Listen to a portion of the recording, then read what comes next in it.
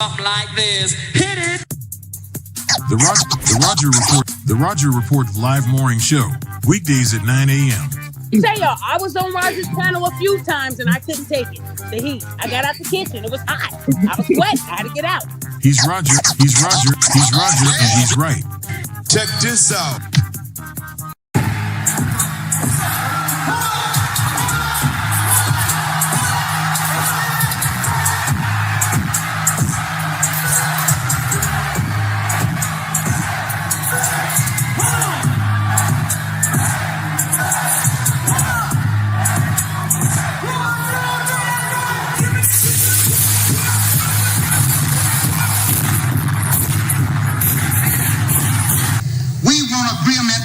We can live or die. You choose. I have spoken to you a lot of times in hatred and anger, and you have not heard me. Well, you had better hear me today. If you won't listen to me when I make an appeal for the Negroes because you have no concern for the Negroes, listen to me when I make an appeal for America. You claim you love America. Well, we love America. But you are driving us back and you are making a Samson out of us, and we are going to pull down the pillars. And then you think we have no right to ask for something? Is it too much to ask you to grant us human dignity? Should we be put down and shot to death for this request? If so, you can aim your guns. What the hell do you think we care about dying if you're going to deny us the right to live?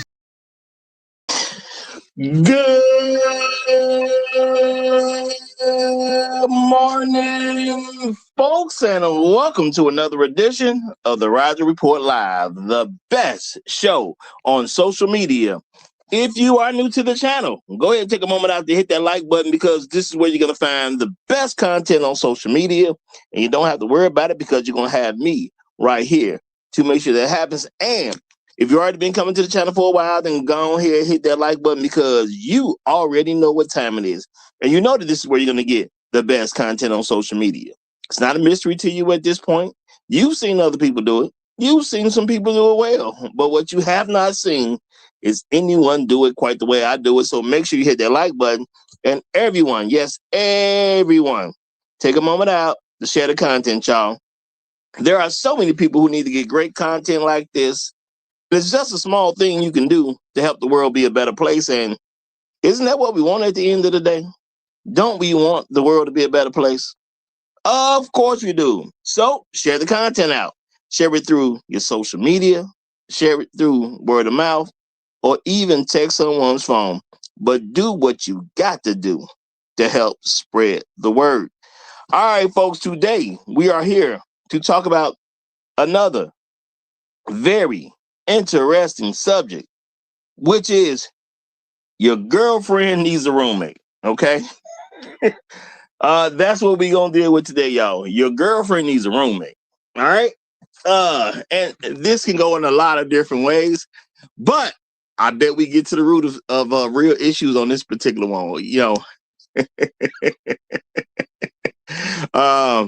we gonna get to it though. We gonna get to it. But before we go too far into this, let me take a quick moment and say shout out to all the folks who give me the regular views. You know, appreciate all y'all. I know there's people who come in, they dip their head in, they may disappear, whatever.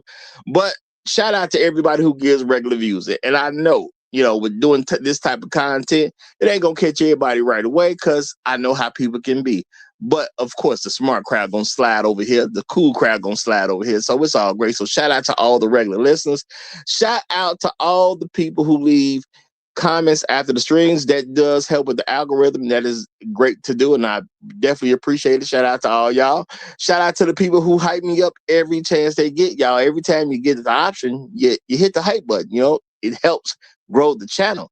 So, you know, you do what makes sense to grow the channel, you know, because at the end of the day, we're going to make this world a better place. And that's just real talk. Secondly, I guess technically not secondly, but I do want to thank the people who become financial contributors to the show because y'all allow me to do things that I could not do without your help. So I appreciate that big time.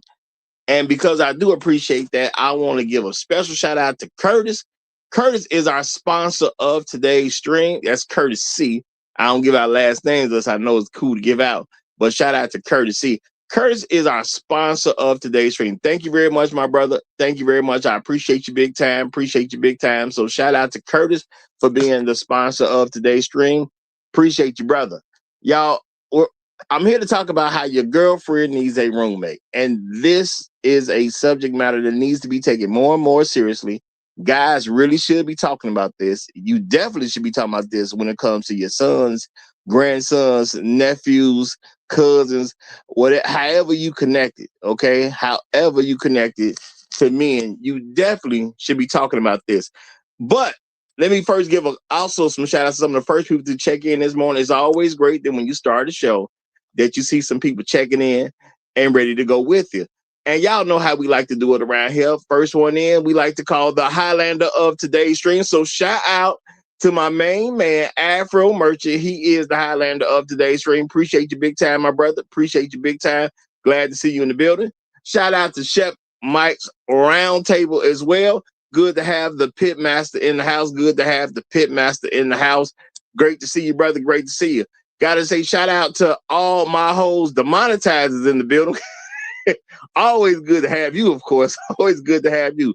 Trail Bentley is representing as he always does. Hashtag long live habitual line steppers.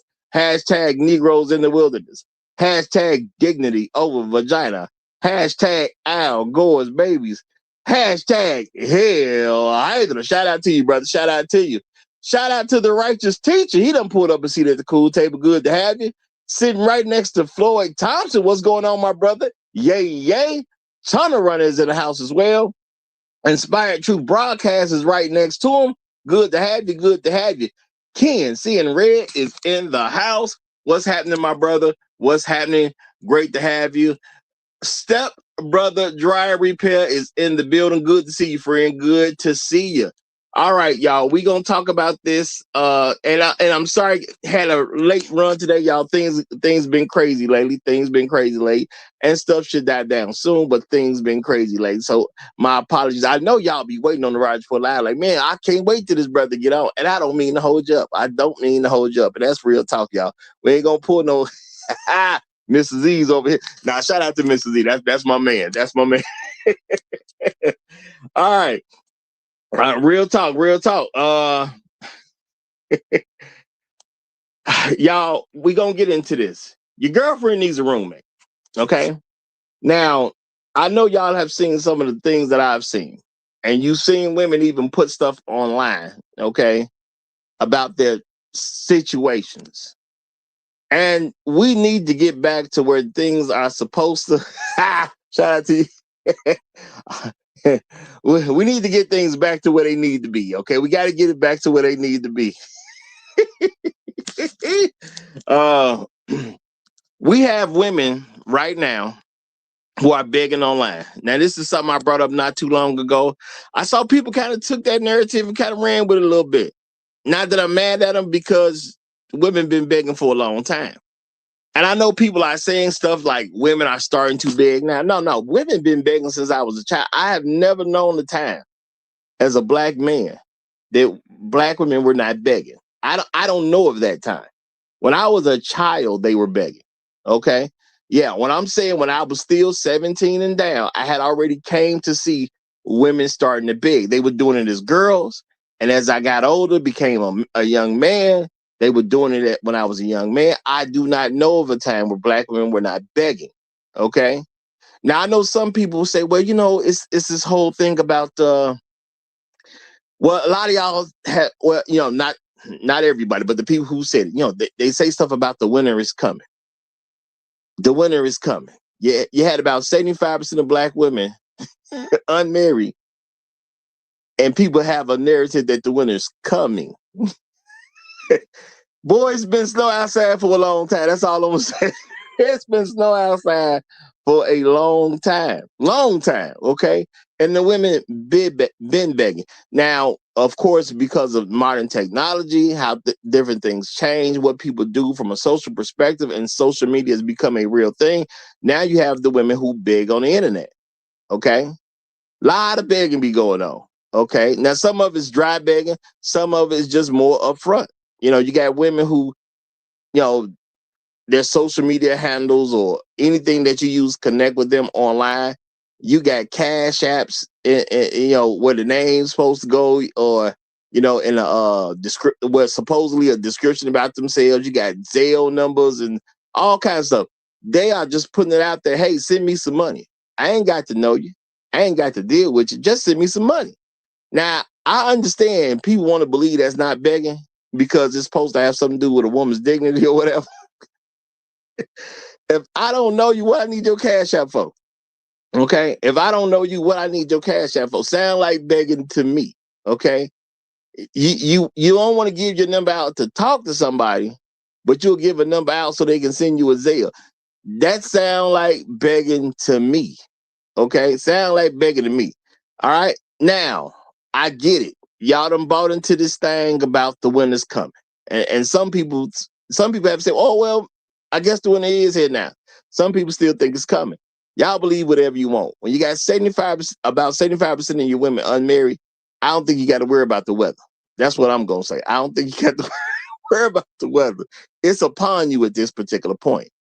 And now, 2025 came in with a blaze when it comes to job losses. Okay. And a lot of these job losses did affect women. Women feel slighted at this point. I did cover the thing about how some women are feeling slighted because of nurses are not seen as professionals anymore. And that affects a lot of women. Okay. Nursing is a very woman-dominated field at this point. Okay. A lot of things have happened to women. Now, there are guys who believe that if you do enough bad stuff to women, they're going to somehow be better people. Now, to me, that's a crazy idea.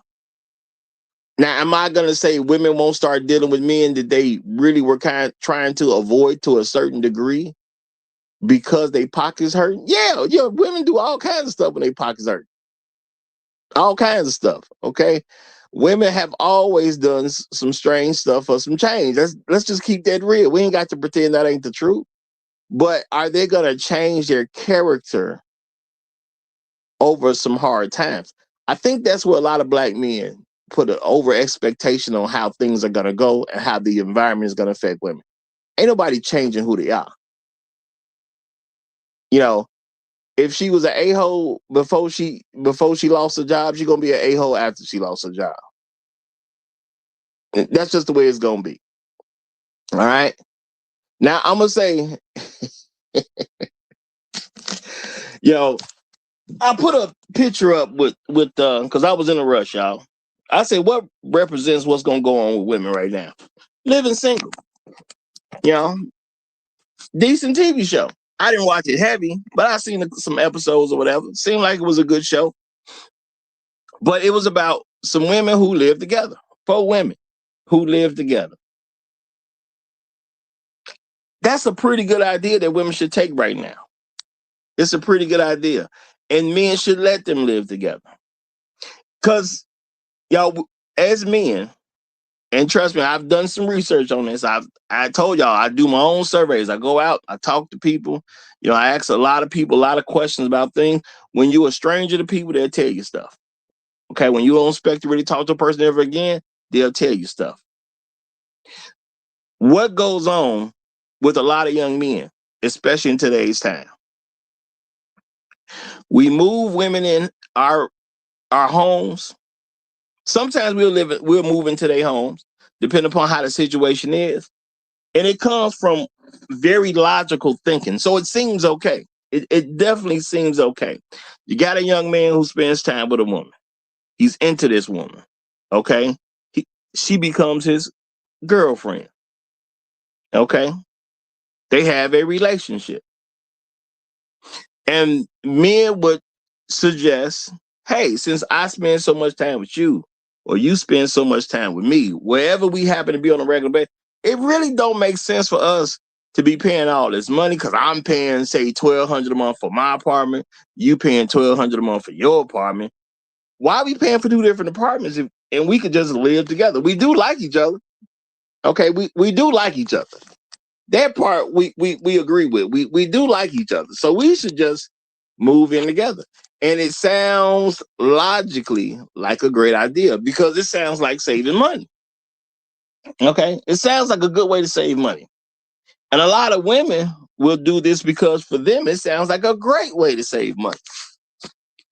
Because we have different perspectives on what's going to happen when we move in. Now, I will say this. I have tried to coach some young men through this. You know, I tell them what's going to happen. I give them different signs to let them know what the woman is on. I've told some of the brothers, hey, don't even move with her. Don't even move in with her, or don't let her move in, depending upon what the situation was. Because based on what they tell me about the woman, I'm looking at the characteristics that she's displaying. Y'all, this is going to probably ramp up over the next few years. All right. When you look at the housing market, you got people who don't believe that they can afford a home. You got people who are not coming out of college, getting certain jobs they want. You got people who didn't go to college, you know, dealing in the gig economy, but it's not going the way they wanted to go. Sometimes, you know, even like I said, gig economy, you got people flooding the gig economy to a certain degree. It affects pay. All right. You got automation that's going to do everything it can to eliminate people. Okay.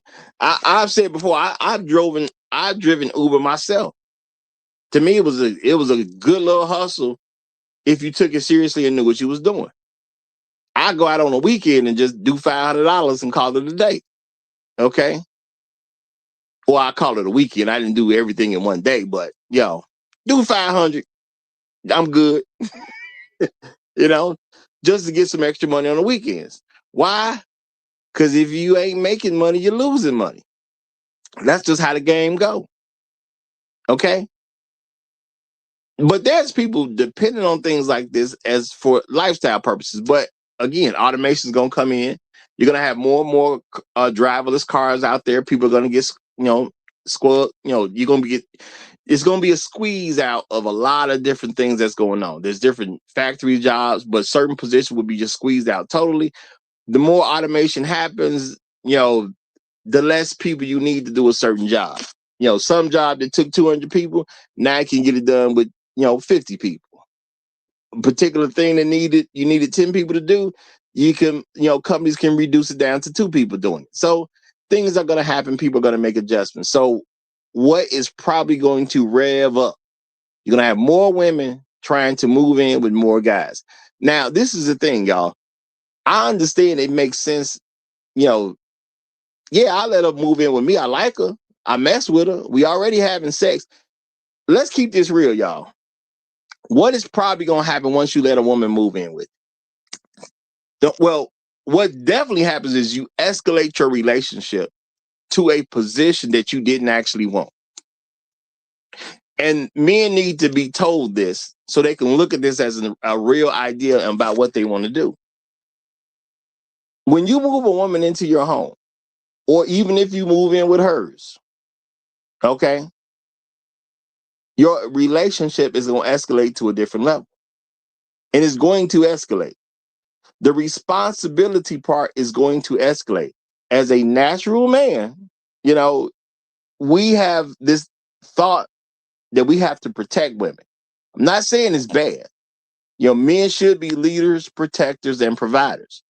You protect and provide for those you lead. So now if you allow a woman to move into your home, or if Lord have mercy, you move into her home, what's going to happen? Now, people may talk about 50-50. Now, I understand you got a lot of women on the internet saying, well, I ain't doing no 50-50. And keep in mind, y'all, women been lying since when women don't. When is this? Do you remember when women weren't lying? Okay. Do you remember when they weren't lying? So, yeah, I hear them talking about, well, I ain't doing no 50-50. Okay, whatever. I ain't trying to hear all that. But this is the thing. A woman, even a woman who believes that, okay, I can do 50-50, There's a natural thing that they have, and then there's a programming of society where they don't want to do it with you because they don't believe a black man should get that level of respect. So why move her in? Y'all, I want black men to really start really thinking. I don't care how much sex she giving me. If I don't want to marry her, why would I let her live with me? If you're not going to do the marriage thing, let her stay where she at. How many men have, quote unquote, gotten a place with a woman? Then it's time to put the money up for the place. You know, deposit of some kind. Usually like a first month's rent. And she don't come up with her part. This is a thing that happens a lot of times that it's not really talked about. A man and a woman say they're going to get a place together. They both say they're going to put their part up. Then when it's time for the money to be paid, she don't come up with her money.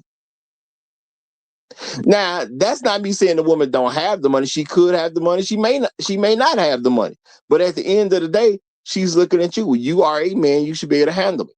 So whatever I give you, we should be good.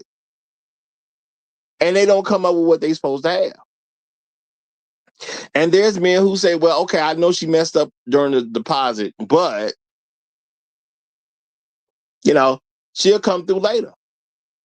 And then it's time to pay her half of the rent, and she ain't got it. She's short. But how do women look at men, realistically? When you're a black man, when she comes up short, she believes you're supposed to pay it no matter what. Now, tell me that's not the truth about black women. She believes you're supposed to pay whatever she's short. So if she's short $20, you're supposed to have it. And that don't sound so bad. But if she's short $200, you're supposed to have it. Depending on how much money you make. For some men, they're going to say, well, that ain't too bad. Until she starts doing it on a regular basis. But then there's some women who gonna come up short with the whole thing, whatever they supposed to pay. Now I'm just gonna use the number 1,200 since I said that earlier. I'm just gonna rock with that number. So 1,200 that ain't so bad. 600 from one, 600 from the other, not so bad at all. Cool, but she's short 200, so now you paying 800. Remember, you left your spot that was 1,200. She left her spot that was 1,200. Y'all supposed to come together. You supposed to only be spending 600 a month on rent. But what happened? She come up short. Now you're paying not just 6, now it's possibly 800 a month.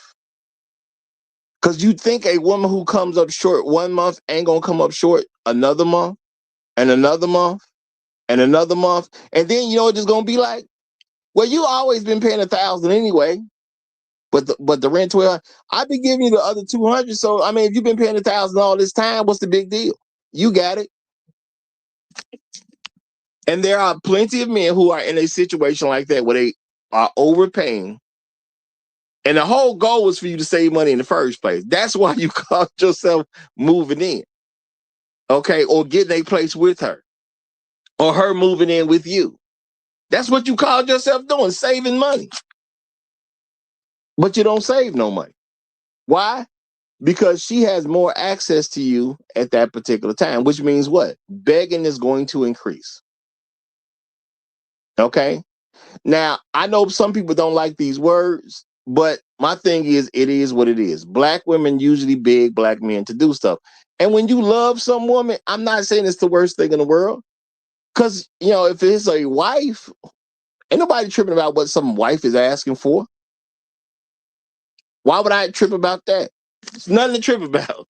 If you married her, hey, man, whatever she asks for, hey, man, it's all good. But see, a lot of sisters are asking for stuff that should go to a wife. Am I supposed to consider a woman's life situation when I meet her? Now, I've said before, y'all, I've let some young ladies live with me before. I've learned my lesson. I won't ever do it again. If we not married, you can't live with me. That's just what it is.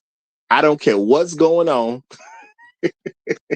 You know, her personal financial situation is not supposed to affect me. I am a man.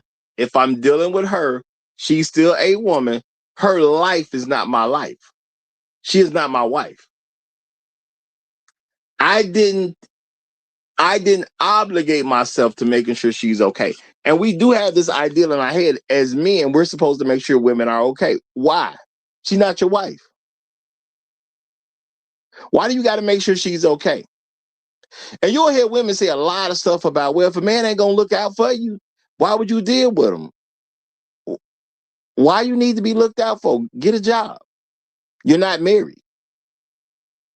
See, if you want to be a housewife and you really believe that that's what you want to do and you live with your parents, see, now you can tell me something. Oh, no, I don't ever plan on working. I live with my mom. I live with my dad. You know, I don't have a job. I completed high school. Because if you plan on being a housewife, what's the point in going to college? Let's be real about this. If you're going to be a housewife, why would you even go to college? That don't even make sense. Now we're making poor financial decisions. We're making very big poor financial decisions. I'm not going to say people ain't going to make poor financial decisions. You do that.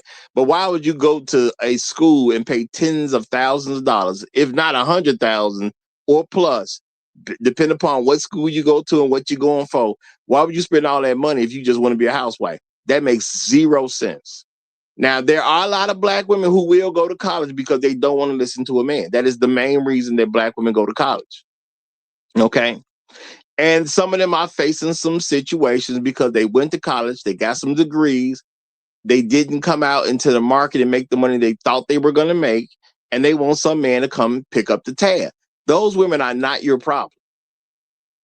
If you don't marry her, how she's struggling to pay for school and whatever else you got to do ain't none of your business. If a woman has children and she's struggling because of her children, that ain't none of your business either. Now, I'm a realistic person. I'm not saying a man who likes a woman and a man who's having sex with a woman ain't going to give her anything. But the thing is, you need to understand that it is not an obligation. It is simply charity. Okay? It is charity.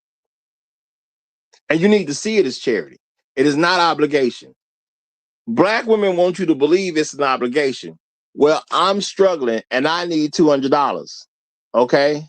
I need to pay the gas bill and I need to pay a phone bill. I need $200. You could ask me for $200. I'd possibly say yeah. But I do have an understanding that is not my obligation. And a lot of people going to say, well, if that's your woman, ain't you supposed to look out for her? I am supposed to maintain my home. My home is not going to be where her home is unless we're married. If she's not good enough to marry, why should I escalate the relationship? And that's what men really need to start to get. If I don't want to marry her, why should I escalate a relationship? What usually happens when a man and a woman move in together? Now, I know a lot of people don't pay attention to it, but let's be realistic. Once a man moves in with a woman, or the woman moves in with the man, or they get a place together, however you put it, usually that woman gonna come up pregnant. It don't take that long usually either. She gonna come up pregnant. So now you got a baby mama of a woman you never intended to be with forever anyway. How did that help you as a man? How did that help you? Now I'm gonna say shout out to the black men who are, single and childless, doing it the way they want to do it. But think about it. How did the other guys end up getting her pregnant? Well, I mean, some guys are married, so we ain't talking about them. Once you're married, you do you. Shout out to y'all. Okay, more power to you. You married the one you wanted. You had kids with the one you wanted. Nothing to say. But for the people who care, and you don't want to just put yourself in a bad position, you move in with a woman, she gonna come up pregnant 9 times out of 10. Why even do it? You are literally escalating your responsibilities in her sight because you moved in with her. And plus, there's a lot of issues that you can see when she does not live with you. A lot of issues you can see when she doesn't live with you. When she come up short, you can see how she handles that. How do you handle being short on the rent if I'm not going to help you? See, a lot of women they gonna use what their mama gave them, as they say, to come up with some money. Is your woman like that? That would be something I would want to know before I married a woman. And let's be realistic about this. If you come up short on some money and I'm not gonna give it to you, what are you gonna do? Are you gonna call your dad? Or are you gonna call your ex-boyfriend? Are you gonna call them niggas on the block that liked you? And let's not get that twisted, y'all. Every woman is aware of some quote unquote niggas on the block that liked her. So when you come up short, what you gonna do?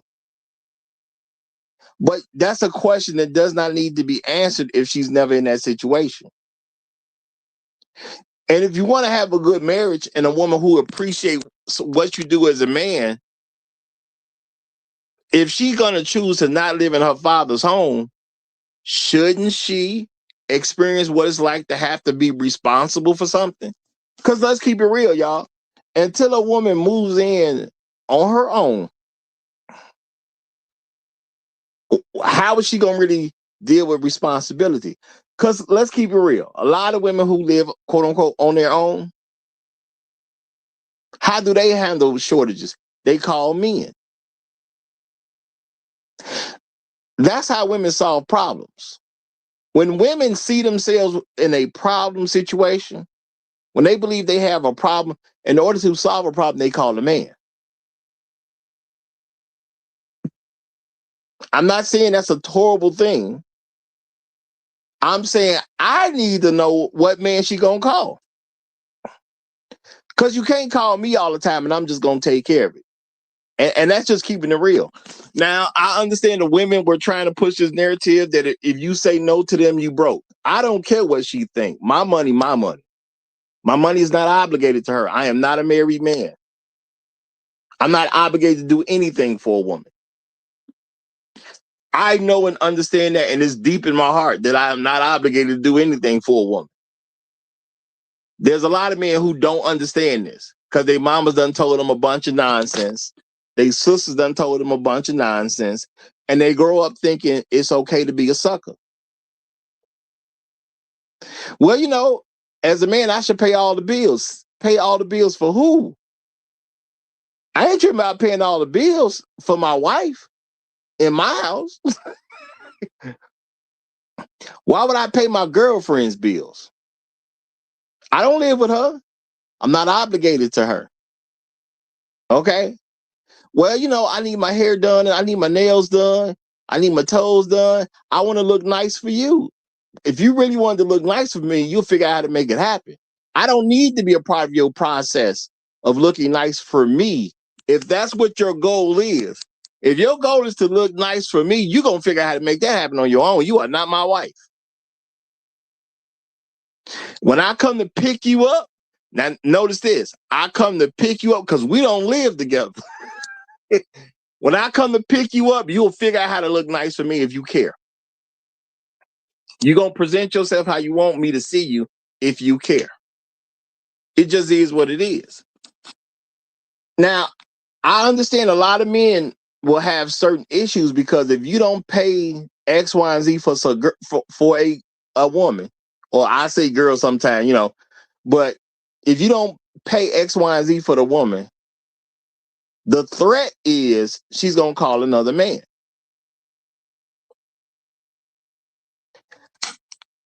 I want men to take a moment out to think, why do you care? I mean, think realistically. If you don't give a woman a certain amount of money so she can do whatever it is she's trying to do with it, and she has it in her mind, that's just the guy you are. I'm not gonna be able to call him and just get money just because I'm asking for it. If she resorts to calling another man, Do you want to know that before you're married to her, or you want to know that after you're married to her? That's what I'm asking. Does your woman have enough discipline to get through her problems herself, or is she just gonna call another man? Because y'all know what it is when she called another man. Regardless of what she's trying to do, you know what he's trying to do. So when do I want to find out that my woman's not loyal to me? When do I want to find that out? Do I want to find that out before I'm married, or do I want to find that out after I'm married? If that was going to be the case, I would much rather know before I married the woman. I would much rather know before I got the woman pregnant. But again, you're moving with a woman, it's a very good chance she gonna end up getting pregnant. And it's just gonna be out of convenience. At some point, at some time, you ain't gonna have no condom. You can say, well, I use condoms all the time. And I ain't gonna say you're lying. At some point, you're gonna run out. Okay? Some point you're gonna have meant to pick some up and you just forgot. It is what it is. You are a human being. You're gonna make a mistake at some point. There's nothing wrong with the fact that you can make a mistake, but you gotta understand corrective actions have to go in place. And this is something that we are really not talking to young men about. Y'all, let's be realistic. Are we having father-son conversations about why you do not move in with a woman? Why you do not let a woman move in with you? Why you do not go get a place with the woman unless you marry? Are we really having those conversations? Because the thing is, as young men, we think about it from a logical perspective, saving money. We don't end up saving no money because now you also got to buy stuff that you don't care about. I've mentioned this type of stuff before. You got to buy stuff that you don't care about. Now, I told y'all, as a single man, I didn't even know what 1-ply tissue is versus 2-ply. And to me, that's a very good example to show how unaware a person can be. Now, I done grew up, had bathroom tissue and all that type of stuff. I ain't saying I ain't never used 2-ply. I ain't saying I ain't never used 1-ply. I just never paid attention to it. Because truth be told, when I was growing up, it was 2-ply toilet paper at home. I can recognize that now. But when I went to school, that was 1-ply toilet paper. I was in a public school system. They wasn't splurging on 2-ply. They was using standard 1-ply rolls. Now, I never cared about this until some woman made an issue over it. I never cared about it. I go to a grocery store and I just grab some toilet paper. And I get some of y'all rock with these brands of toilet. I didn't care nothing about no brand. Okay, I'm just telling you straight up true. I didn't care nothing about no brand. I go, first toilet paper I see is probably one I'm grabbing. That's just what it was. First toilet paper I see is probably one I'm grabbing. Now, women have made a big deal over 2-ply versus 1-ply. To this day, I still don't care. Okay. If it's 1-ply, you make it 2-ply by folding it up. That's what you do. Okay. Now you got 2-ply. To me, it ain't no big deal either way. It just ain't no big deal either. I just don't care. Okay. I just don't care. But there are women who do care. So now I'm buying 1-ply. What toilet paper called? Let's say I'm used to paying $4 for some 4 rolls of toilet paper. Now I got to get what she want because she's unsatisfied with the 1-ply. Now I got to pay $6 to get 4 rolls. I don't know what toilet paper costs, y'all. I don't know. It's some stuff I just don't focus on the prices of it. I go shopping, I get stuff because I need it. Okay. I have never not bought toilet paper because I'm quote unquote it was too high of a price. No, I'm buying the toilet paper. It's toilet paper. I gotta use it. I'm just getting the toilet paper. Okay. But now I need this 2-ply. Okay. Shout out to Inspired Truth Broadcast. He said, gotta have 2-ply. Hey man, I'm not saying it's wrong to get your 2-ply. I ain't saying. I'm saying I don't even look. Okay, real talk. I don't even look at what it is. Okay, I know a couple toilet paper brands because I've seen enough of their commercials where I can name what they are. I don't look at no toilet paper. I just grab it. Okay, whatever's in reach, that's the one I'm taking home. I don't look at no prices, nothing. Why? Because I'm going to use it. And that's just real talk. I'm going to use it. All right? All right? Shout out to all my hosts. The amount of time you say, dude wipes, ninja. I've heard about the dude wipes. I ain't never used them, but I've heard about them. I definitely heard about them. Shout out to the Great Black Reset. He said, sir, one ply at home is diabolical. Oh, y'all. I don't care what it is. I'm just telling you, myself personally, I just don't care. You just got to fold it more when you got one ply. Okay, you got to fold it more. I just grab whatever's there. I don't grab it by no brand. If I'm in the grocery store, we running low on toilet paper, I just grab some. It's just that simple at the end of the day. I don't even look at the prices. I just grab it. I have to use it. It's just one of those things you can't really negotiate with. So boom, I'm just gonna grab it. If I grab some one ply, I don't care. I'm just gonna fold it more times. It is what it is. I don't care. And I'm just keeping it real. I just don't care. Okay. I'm just gonna fold it more times. It's slightly extra work when you got the one ply. I can acknowledge that. Slightly extra work when you get the one ply. Okay, so I got to work a little harder in the bathroom. It is what it is. But my point is, you're not gonna save money living with a woman because women want stuff that costs more money on a general basis. Okay, they care about stuff that we just don't really care about as men. A man could just about live in a cardboard box, but a woman ain't gonna do that. She gotta have fresh this, fresh that. She gotta have this looking like y'all know the nice towels everybody use. Well, I'm gonna say people normally use as decorative towels. There are towels that people buy and they put in their bathrooms as decorative towels. Okay. Now I buy those towels too. I don't hang them up to decorate with them. I use those towels. And people say, well, you ain't supposed to use those towels. Those are the good towels. And I say, well, they work well. That's why I get them. But I don't put no towels up to decorate either, though. I use them because it's a better quality towel. They last a little longer. Because what am I going to do with it? Eventually, they're all going to be thrown away to me. I don't care about that type of stuff. Okay. So, yeah, I would spend some more money here and there on something I got to use on a regular basis. I know, and I get it. Some of y'all buying the nice little towel with the little design on it so y'all can hang it up on the wall. I don't do that. I just grab towels like that so I can use them. So I don't look for designs and all that type of stuff. But women want to make stuff look cute. And I'm not saying there's anything wrong with that. What I'm saying is once you move in with a woman, the chance of you actually saving money is next to none. Now, she gonna go get her hair done. You right there on the couch. What you think gonna happen when she want to get her hair done? She's gonna mention this to you now. She may not have talked about her hair beforehand, and let's keep it real. A lot of them gonna talk about their hair even beforehand. But you right there on the couch. It's easy to get some money out of you.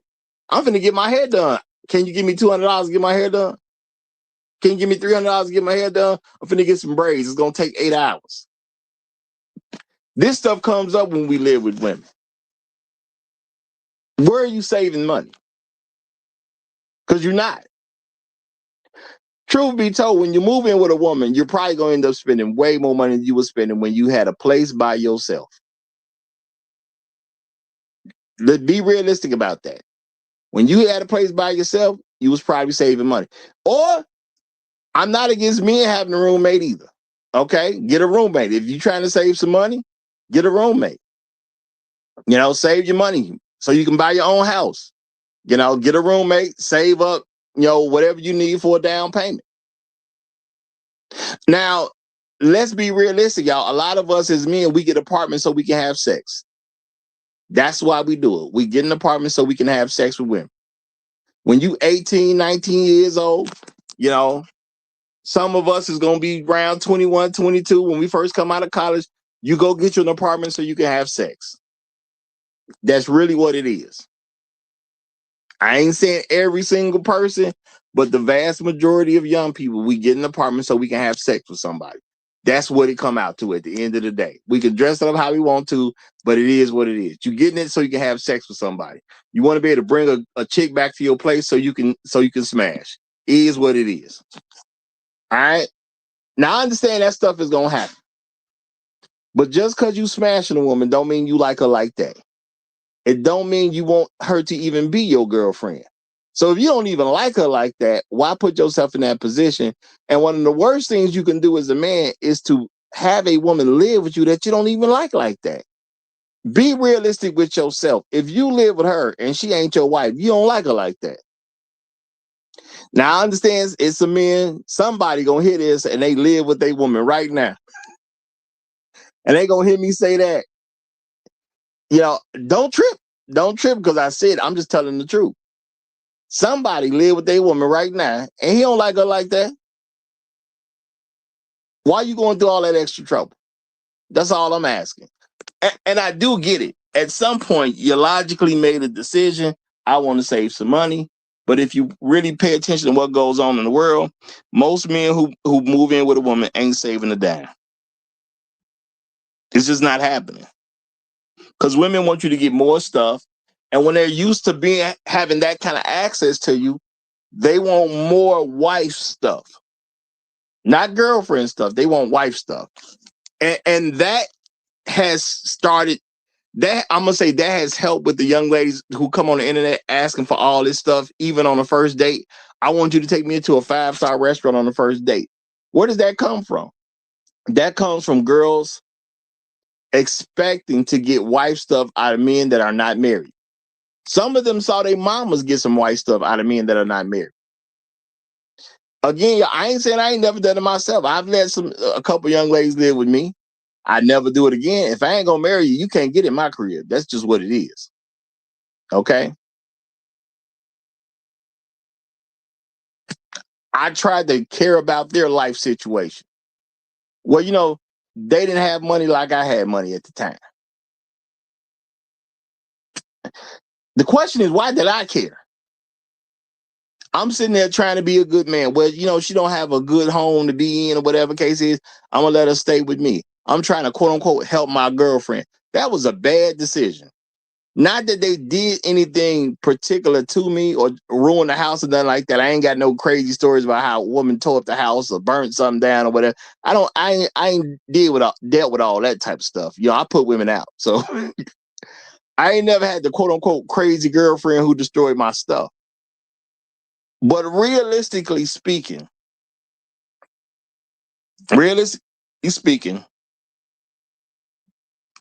why would I care about a woman's life situation who is not my wife? Now, we live in this atmosphere where, as men, we're told, we're given certain ideas. Because I can say my daddy never told me to do that.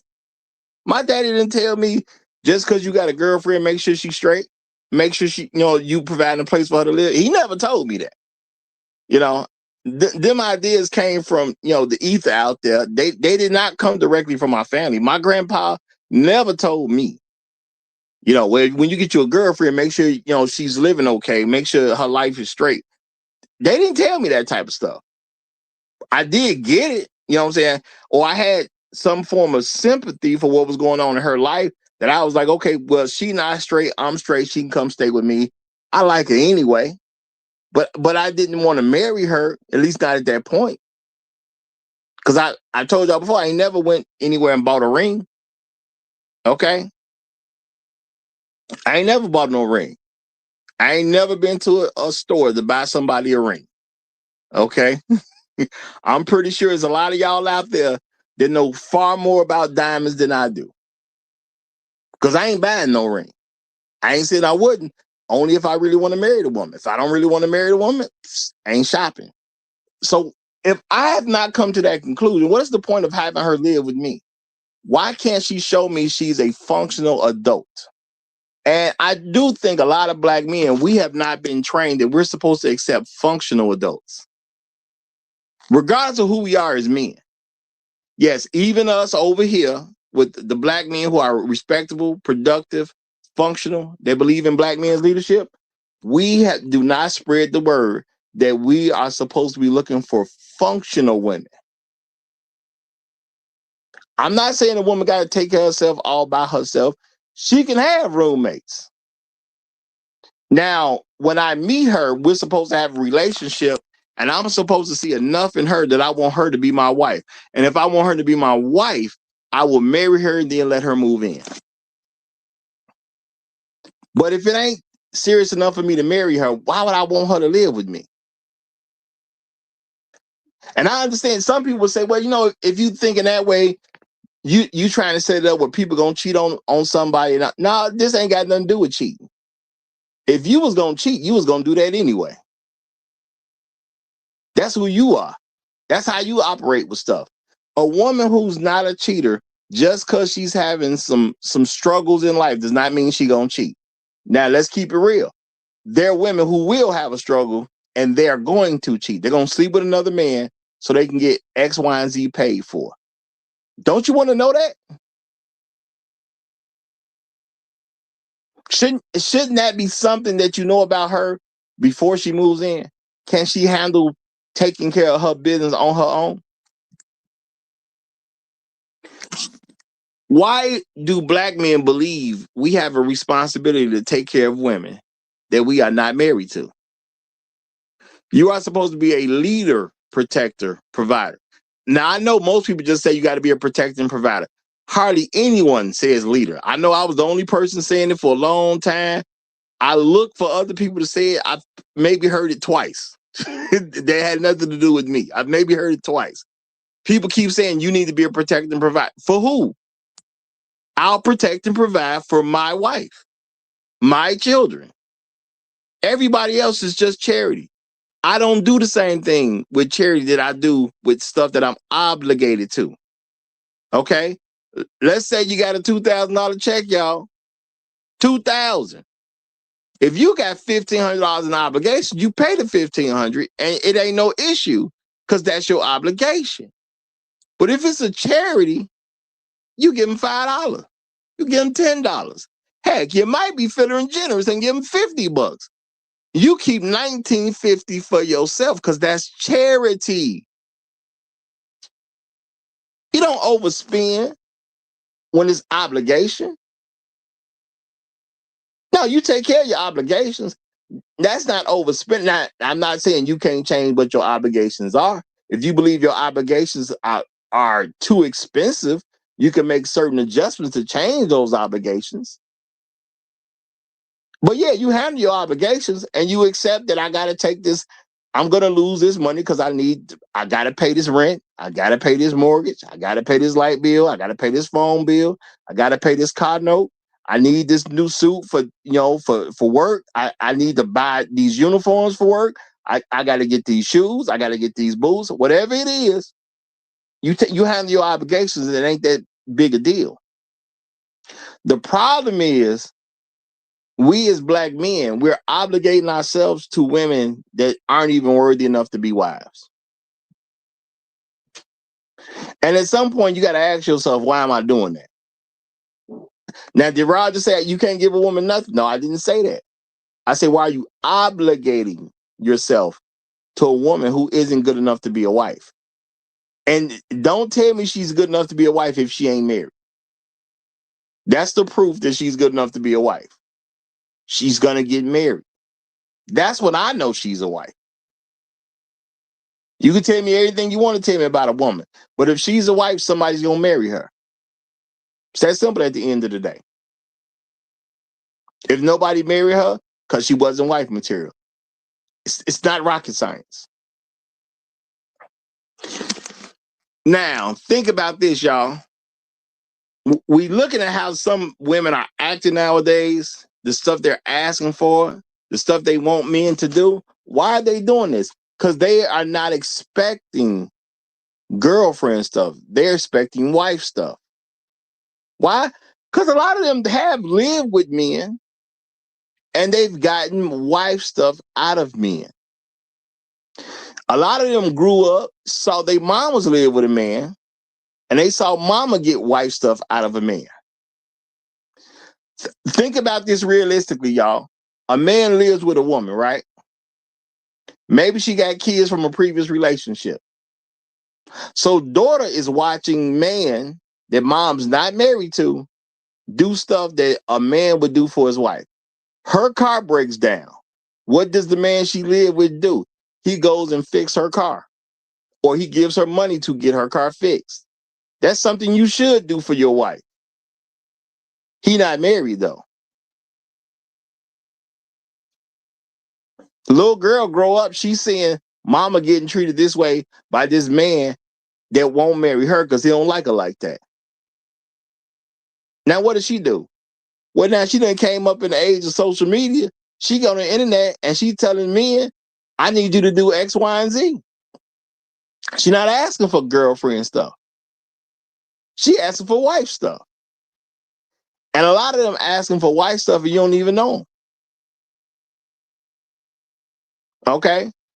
And you got to keep in mind, we got men out there trying to play the card because they want to make money off those women too. So what they come out there, they'll come out there and say super stupid stuff. Well, as a man, you should just send her $300. You know she's struggling. Why can't you just send her $300 so you can express to her that you care about her? Bro, because she's not my wife. That's why I ain't gonna send her $300. She's not my wife. Why would I send her $300? She's not my wife. Now, look, I'm not saying no man can't send the money. If that's what you want to do, it's your money. I ain't gonna tell no man what to do with his money. It's your money. All I'm saying is think about it. And is it charity to you or is it an obligation? Because men will spend money and then, some of us were not cool with what we spent. I say all day long, you don't give a woman anything you don't want her to have. If I want you to have it, I'll give it to you. Okay? Now, if you ask me for something and I don't got it like that, or because of it's really going to come down to who's asking me. Okay? If she asks me, I don't have it like that because she is who she is. Let's be realistic. I could say no because I don't have it, but I'm probably going to say no because I don't have it for you. That's just realistic. Now, yeah, I told you, I'm not a person who came from money. So I value my dollars. I do value my dollars. I'm not saying I'm not a giving person. I am a giving person. But if you ask me for something and I don't want you to have it, I ain't getting it. And I know some of these men, some of us, we feel some type of way because, the women are saying y'all broke. I don't care what a woman think about my bank account. I couldn't care less of what a woman thinks about my bank account. If my bank account is what's getting your attention, I ain't worried about you no way. That's real talk, y'all. If my bank account is what gets your attention, I don't care about you. You nothing to me anyway. I care nothing about what you think about my bank account. So I'm fine to say I ain't got it, okay? Because I ain't got it for you. I told you I don't even give women in the streets money no more, and I do not lie and tell them, can I get? I don't say I don't have. I say no, I ain't giving it to you. Okay, I'm not even implying that I don't have it. I'm not giving it to you though. This is what it is. I don't have nothing for you. Okay, I ain't got nothing for you. Shout out to Inspired Truth Broadcast. Appreciate the super chat, my brother. He says, worse, still we obligate ourselves to women who are not obligated to us. They always reserve the right to change their mind no matter what they say. And Inspired Truth Broadcast, that's a very real statement. And the thing is, when it all gets said and done, if she's not your wife, is she truly obligated to you? See, women love to play with any room you give them. If she ain't your wife, she gonna say she wasn't truly obligated. Now, technically, I can't say she's wrong. Technically. See, now this is the thing. That girlfriend boyfriend thing, that's supposed to be something that goes to fiance and then goes to marriage. Why is this a prolonged situation? Because people don't want to obligate themselves. People act like marriage is a problem. Marriage ain't never been a problem. All marriage needs is two people who gonna stay committed to the marriage. See, when you committed to the marriage, it doesn't make a difference how much money y'all got. It doesn't make a difference if the house catch on fire. It doesn't make a difference if the car blows a tire. When you're committed to the marriage, you do what you got to do to get around those situations. A lot of folks don't want to make no actual commitment. But we as Black men, we are trained that we're supposed to be obligated to women, even though they won't make a commitment to us. And truth be told, we haven't even made the same levels of commitment to them. Because if you ain't gonna marry her, that commitment only goes so far. Let's keep it real. The commitment only goes so far. If that ain't your wife, it's only so far that you've committed to her. And the thing is, as Black men, we're overdoing it. Why do we care so much about these single women who won't commit to us? Or a woman that you haven't truly wanted to commit to? Because it's a huge difference between marriage and living with some woman. And anybody who's going to say it's not, then you got to explain to me how come these men live with a woman that he ain't married to. You got to explain that. Because the only thing stopping him is the fact that he don't want to do it. As men, we understand there's a bunch of obligations that comes with marrying a woman. Her debt become your debt. One of the hugest obligations. Okay? Now, if she got some kids, them kids really become your issue too. See, as a single man, even if you mess with a woman with kids, it's easy to brush them kids off. You know? Oh, no, I just messed with an old girl. Yeah, but don't she got kids? Yeah, she got kids, but what they got to do with me? Nothing. And you know what? It's a lot of people that don't like it, but it's not really something you can argue. Yeah, she got kids. I don't got kids. I ain't worried about them kids. Okay? I ain't worried about them kids. You can say that. It's not really too much to argue about because they're not your kids. No, it is what it is. You're not obligated. Now, I'm not saying most Black men would act that way because most Black men are not. If a woman has a child or children and you deal with her, usually the man gonna look out for the kids too. But you do need to understand that's not an obligation. Okay, you don't have to do that.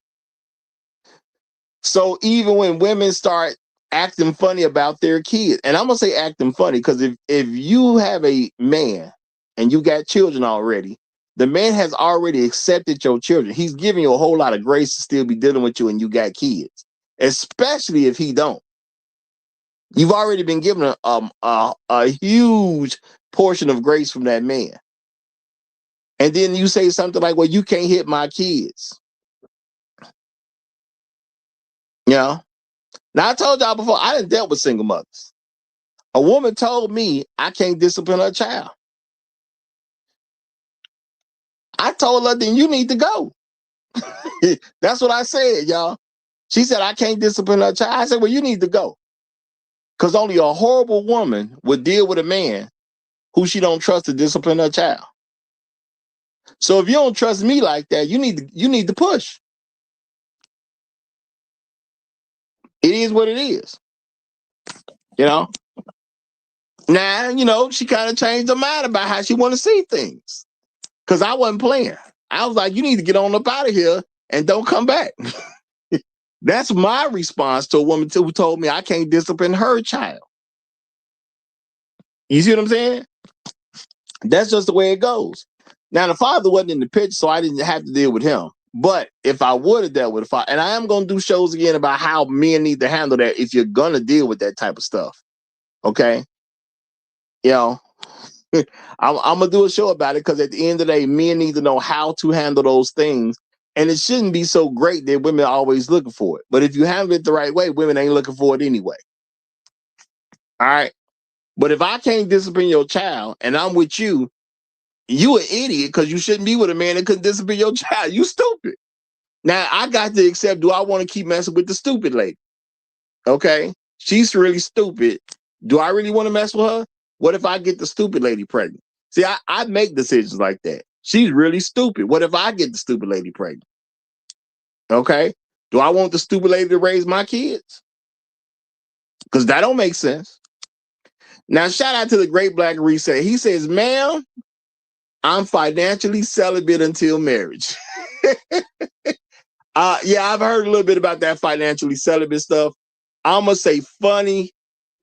I don't necessarily agree with how they putting it out because I'm gonna tell y'all right now, men are fighting way too hard to be girls themselves.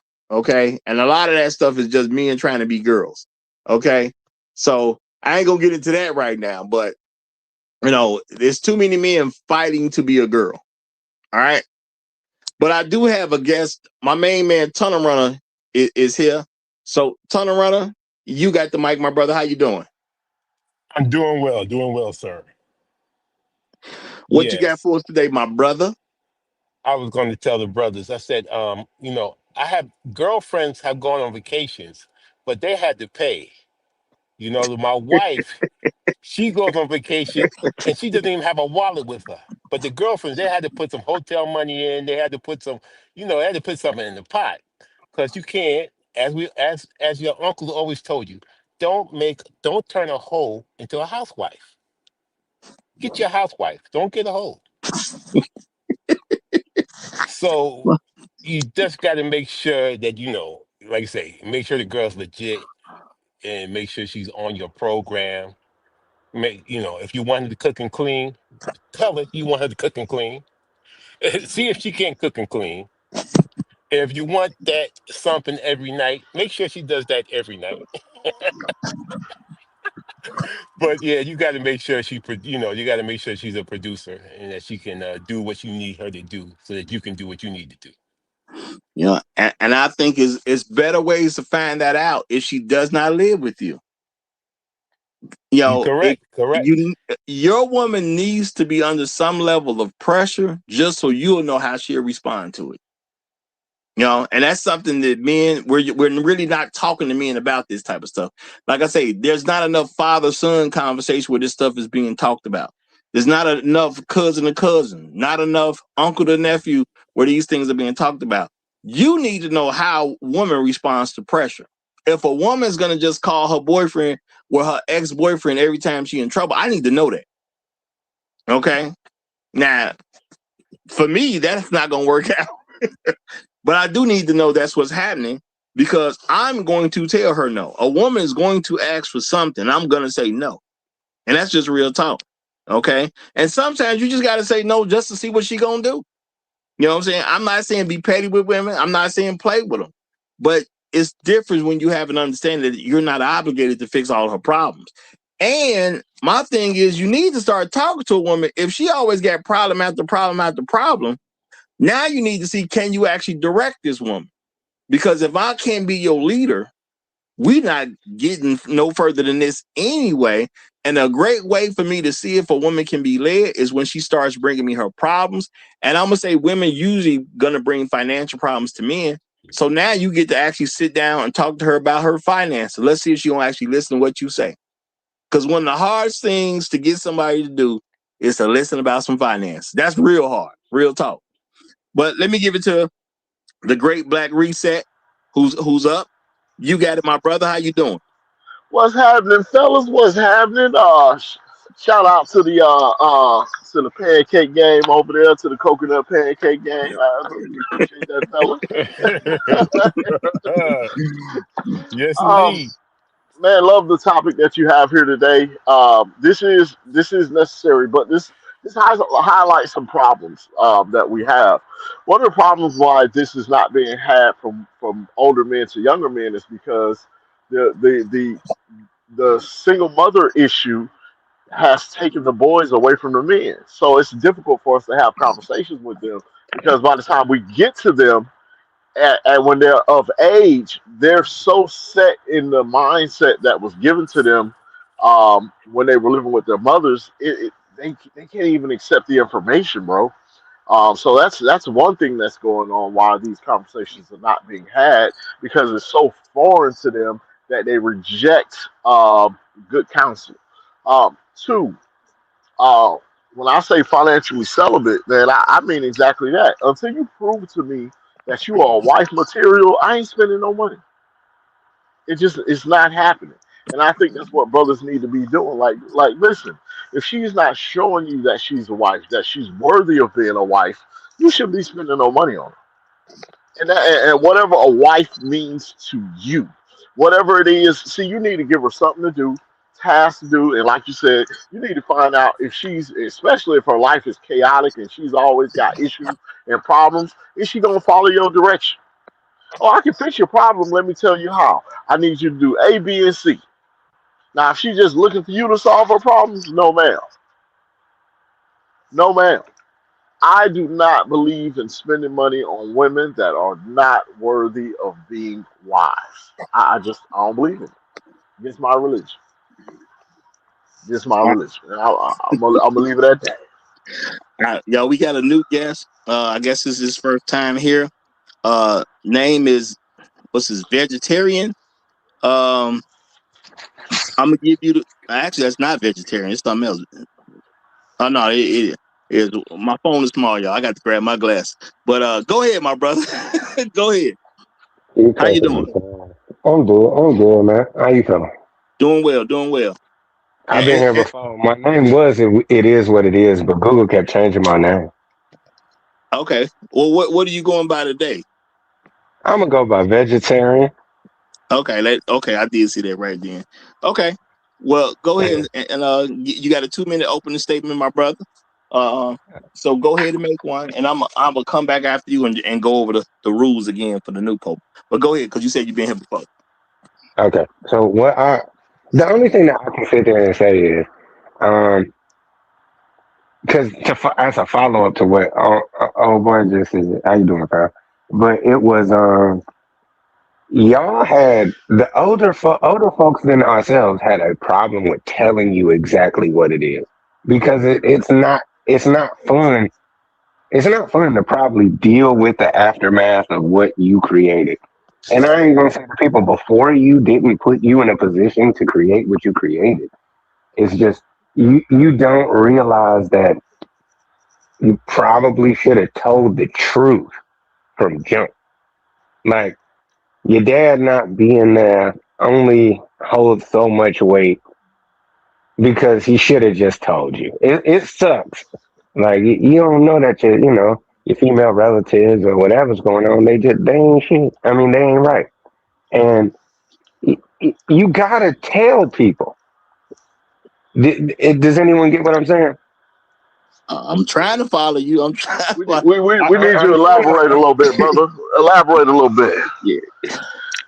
okay, like the whole piece with everybody being lost and like all of these little interactive situations, like if the woman is a detriment to your finances or this, that, and the third, you're constantly being told to care. And like this is one thing I had to tell my father and my brother. Like, and he's younger than me. I was like, y'all got this thing called player's remorse, and nothing seems to get fixed because you felt guilty about your dirt that you were possibly justified about. Just you need to explain why you were justified because it's not like it's not true. It's just it's taboo to say why. No, now I do get what you're saying. There are some men who put women through some stuff, and now they feel guilty about the stuff they put women through. So therefore, they start saying stuff in stupid narratives and telling other guys to be suckers because they did something that they had no business doing, and they want other people to suffer, and then they want to come off as they're better now and they're looking right. And I do get that. So but I'm gonna say black men need to let go of guilt. Period. You know what I'm saying? We need to be real about what's real. And yes, information does need to be given out, and it doesn't make a difference. I don't care what side of the fence you on. Say what you learned from whatever side of the fence you was on. If you was a player, so what? Women like players. It's not even, It's women, men act like that's a terrible thing. Women like men who got other women anyway. So why even feel guilty? But Roger, if the game is sold, not told, Why would you sell it to your son though?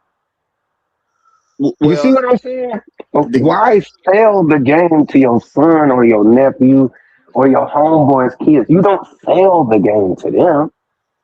You tell them. well, I don't buy into the game is to be sold. I don't buy into that at all. To me, it puts too much stupidity to the forefront. Because if you got to sell it, that means only a limited people gonna get it. Because everybody don't buy everything. And when it comes to you and yours, why wouldn't you give them the game? So I've never bought into the concept of the game is to be sold. So if you a parent, ain't that what you supposed to be doing? Ain't that part of raising children? You know? Normally, I mean, it would be, but I mean, we kind of stuck in a situation where we're not entirely like people aren't entirely sure if they want their kids to be better than them. Like Ah, this is the one thing I just look at people's nature. Like one thing, I go to a girl house and like this my main, like this my girl. You know what I'm saying? And she want to bring me around all her big booty, short wearing cousins. Like they way thicker than her. And mainly because they done had kids and all these other stupid issues that they didn't got. They just thick now. And it's like, you brought me over here and you know that's how they dress. But you setting yourself up to not give me an explanation as to why you don't look like that. I mean, sound like she wants you to have sex with her cousin, but It do though. And I'm like, I don't want to look at that, like, because you're gonna get mad. But you constantly putting yourselves in situations where you gotta explain yourself. You see what I'm saying? Like black folk kind of doing that a lot. Like we doing that a lot. well, I'm gonna say that's a lot of women doing that stuff that you're saying. My thing is, it ain't that many men because men have to live in the real world where black women do get to live in fantasy land because as a society, we try to make it where women can be in fantasy land. That's why everybody talking about women are delusional. Yeah, I mean they are to a certain degree because we make a world where they can walk around in a delusional state because we don't make But them we face as men do it in the consequences. inverse. But we do it in Yeah. the inverse of where I now I've never done this because I'm just not stupid. But why would you bring your home? All right, say you make 65 to 70K a year. Why do you want to take your girl to your 150K a year homie house and then try to explain away something? You know what I'm saying? Like you setting yourself up while also trying to say money don't mean everything. Cause you know him personally, so you know how he get down. But you can't explain nothing because the glitter too great. You just doing it to yourself. I mean, if a man is moving with the kind of men that's gonna take his girl, ain't really no help for him anyway. Let's just be realistic. Because real talk, if my homie, let's say I'm the person who make the 65, my homie make 150. If he having a birthday party and that's my girl, we gotta go to his crib. My man ain't finna touch my girl. If my man was gonna touch my girl, he wouldn't be my man.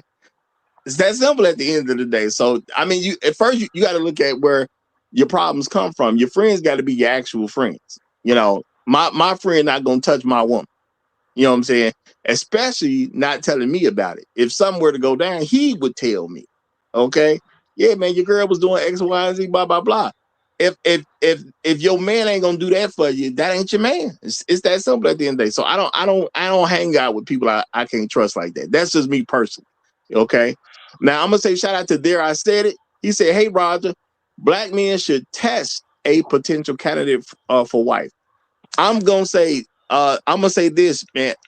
All of life is a test. You don't have to do anything special to see if a woman's gonna be a wife. But if we stop interfering with the things that we should see, and I'm gonna say we're interfering with things that we should see, because a lot of men we get with a woman in a short period of time, they end up living together. The men are usually okay with it because they're logically gonna come to the decision about we saving some money, but you don't really know who she is as a person. But you all are also escalating your relationship because to live with a woman is saying something different than to live apart from a woman. So if you don't want to marry the woman, why are you escalating your relationship?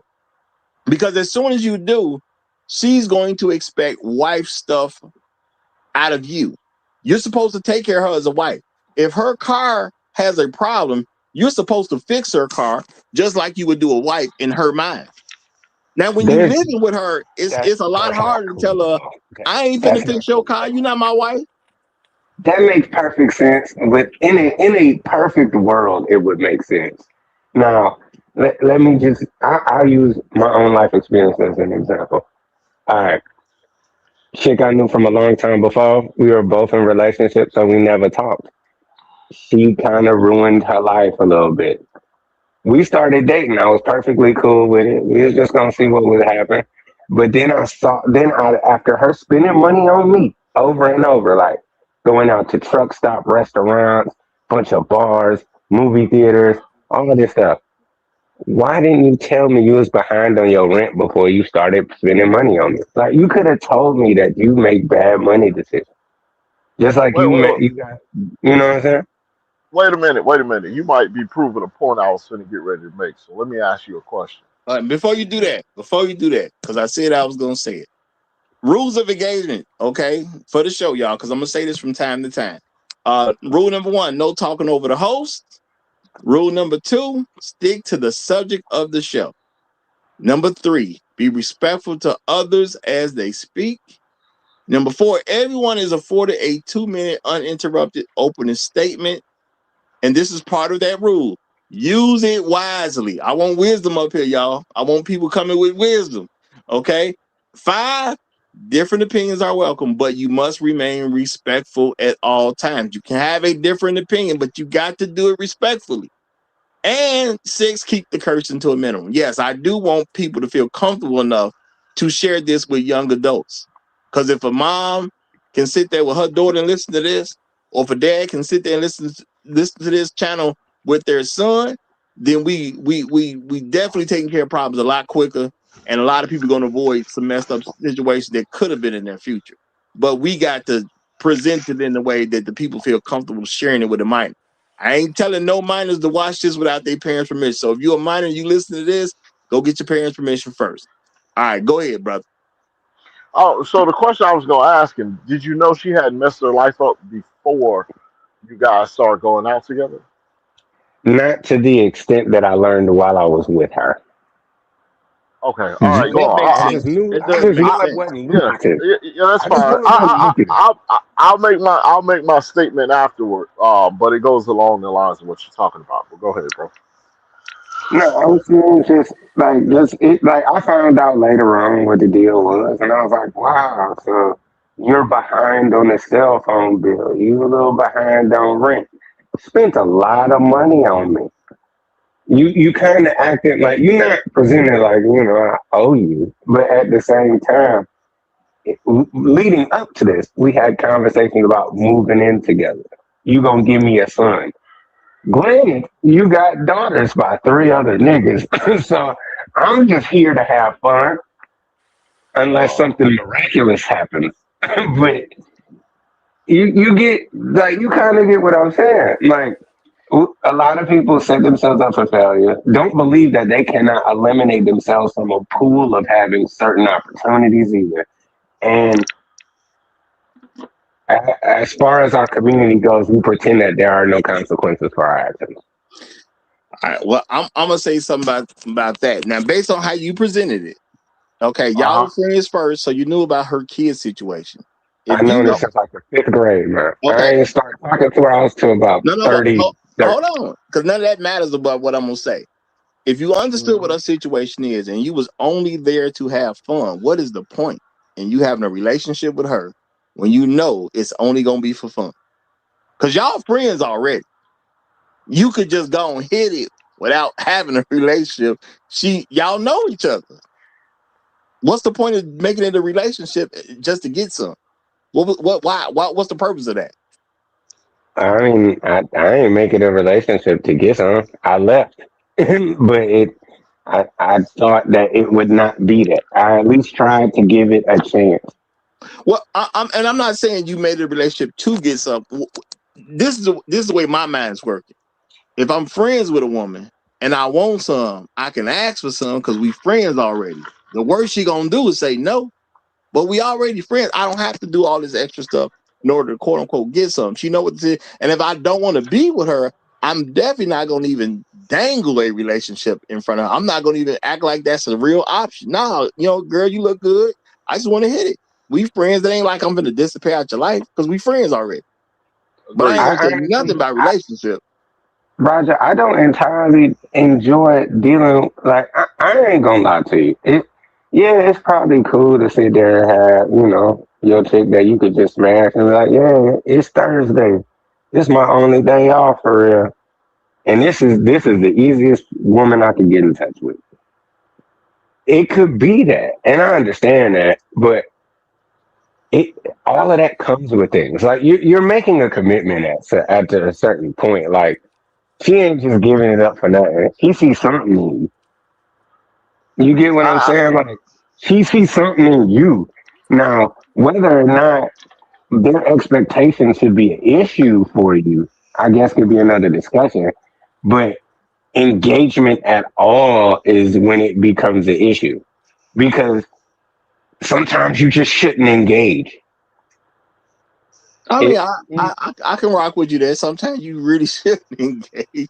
I feel, and if she gives it up time and time and time again, yeah, I understand. Her mind is gonna go to certain places, Which is why my thing is, you always tell a woman what the expectation is. Period, because you never want to set yourself up to have to argue about something you didn't tell her in the first place. So I'm with you there 100%. My thing is, I never present a woman some type of false premise. This is what I actually care about. This other stuff she talking, I don't care about none of that stuff.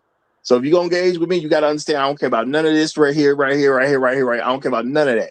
Now, if you good, you good. And if you're not, we ain't got to do it. It is what it is at the end of the day, But my thing is, when you move in with a woman, or she moves in with you, or y'all get a place together, at the end of the day, that is something where she's definitely going to expect to be taken care of as if she's a wife. You can't sit there. Most men can't sit and look at a woman in the face and tell her, I'm not finna fix your car, and you live with her.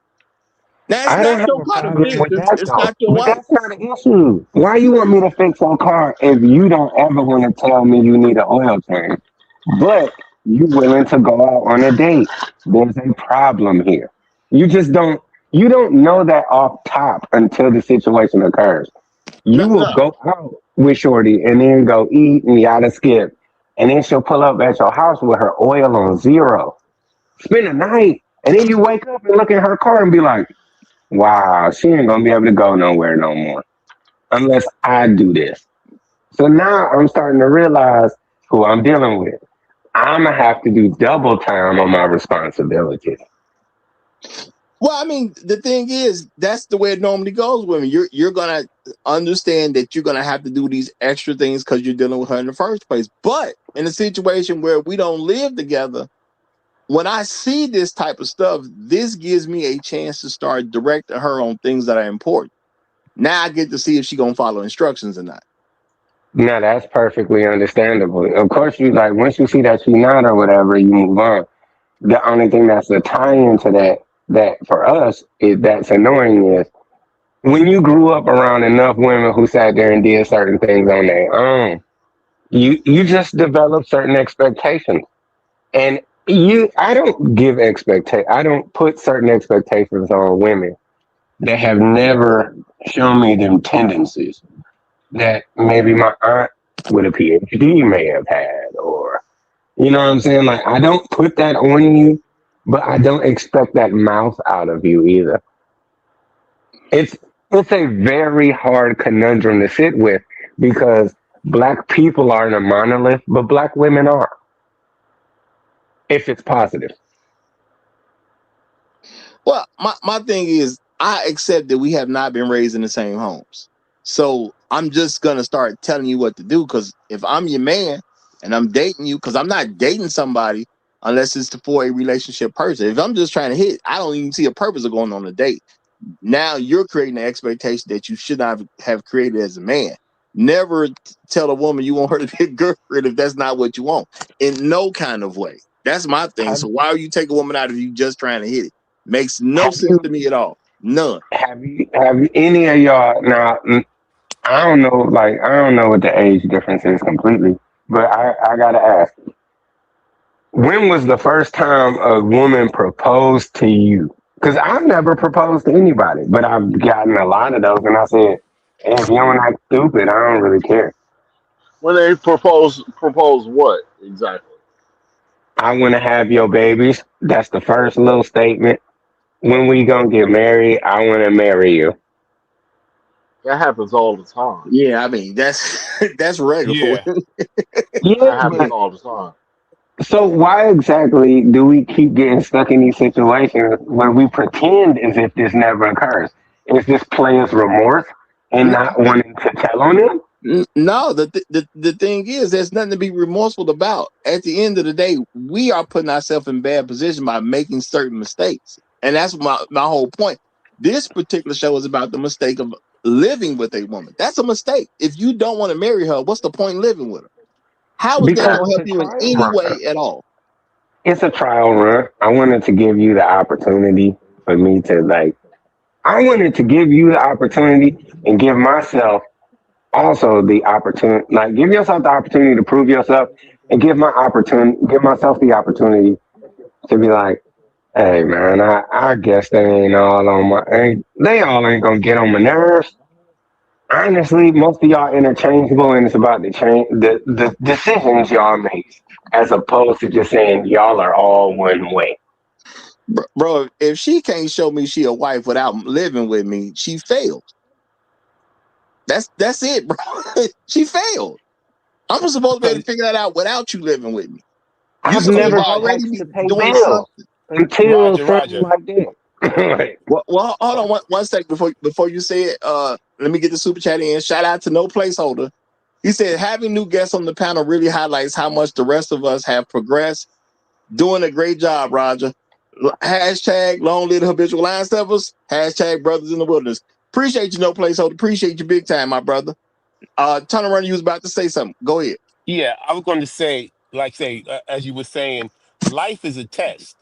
If you have a girlfriend and you want to make her more than a girlfriend, you want her to go to a party with some rich people. You want to see how she acts in front of them, how she acts with you. You want to test her, quote unquote test her. You want to see what she is. You want to keep your eyes open to see who she is. What does she do? And is she going to be able to work with you? Is she going to be able to get in your program? Of course, if you got a woman, she's looking at somebody else, then she's for the streets. You let it go. There's nobody to even be dealing with. So as soon as you put it, your woman should always be supported behind you. Should be always in your on your. She should always be on your side. She should always be with you. She should always be down for you, and she should never be looking at anybody else. If you look at somebody else, that's the first time to say let her go, to kick her, make her go. And I'm gonna say I have to agree with that. And to me, it's a great way to find something out about your woman because by your example, if I'm the one making 65,000 a year and I'm going to my buddy house who make 150,000 a year, at least my buddy gonna tell me what happens. You see what I'm saying? If she do something a little bit out the way or start getting too flirtatious, at least my buddy gonna tell me. If I just go to some random guy that I don't really know, he ain't gonna tell me nothing. He'll be done hit it in the back room, ain't told me squat. At least my buddy gonna tell me what happened. Which is what? Now he's telling me about her character. See, because I don't care, about. A matter of fact, I say this. I had a friend one time. I'm doing security work at this particular time. This guy's like an engineer for a car company. You know what I'm saying? I ain't gonna even say no name, but he an engineer. He make significantly more money than me at the time. But we became friends. Now I can't have a girlfriend and not bring her around him when we doing stuff together. Concerned with how she gonna act around him because he an engineer. No, come on. Now let me see how you operate. That I'm bringing it to his crib. He got a nicer crib than I got at the time. But if you can't like me while being at my friend's place, who's living better off than me at that particular time, that tell me all I need to know about you as a woman. You see what I'm saying? So I don't be worried about that type of stuff. Yeah, come on. Exactly, I, exactly. Because I, that. That's the pressure you put on her, and pressure bust pipes. If she can't hold the pressure, then you need to let her go and get somebody else. Yeah. I There like ain't I nothing like wrong with I that. like There to ain't I nothing like to wrong with that. I like to ask a question. What is it? Because I hear men say this all the time, and I've made this mistake in younger life as well.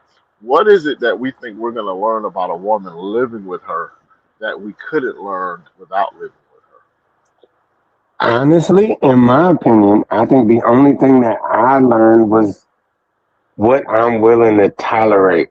That that really was it. I don't know you all like that.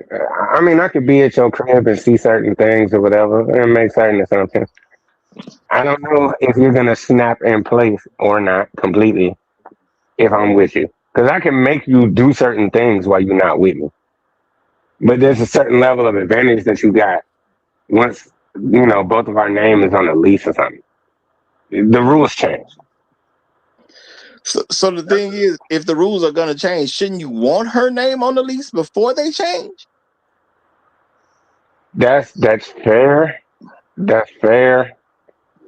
The only thing is, at a certain point, based off of the human population, you just kind of you settle, and maybe you shouldn't, but sometimes settling just gets goals accomplished. The effectiveness of your endeavor it only depend on the individual you chose. So that Well, could be on you. That could be on you, but it's like, ugh. w- Like well, I dated a bunch of chicks, but I'm like, I well, just well, ain't the dude that had the patience to make you better. this is the thing, because it sounds like you looking at stuff in some type of equal level, and life ain't equal amongst men and women. Women don't really settle, men do, because men end up paying for the relationship.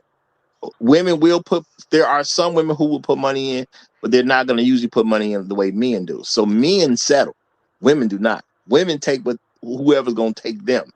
Men, we settle because we're going to pay for the woman we take, and that's just real life. Even the women who have more money than the man, they always want that man to eventually outdo them. They want to be able to control the man, so they will get a man who makes less money than them, but they eventually want him to out earn her. But they want to have control of the relationship, and that's a woman's strategy on keeping control. That's why they'll say things like, "Well, I was with you when you didn't have nothing." That's her way of saying, "Hey, I'm the one that helped you be the man that you are, so you should just give me control of the relationship regardless." So women don't settle, men settle.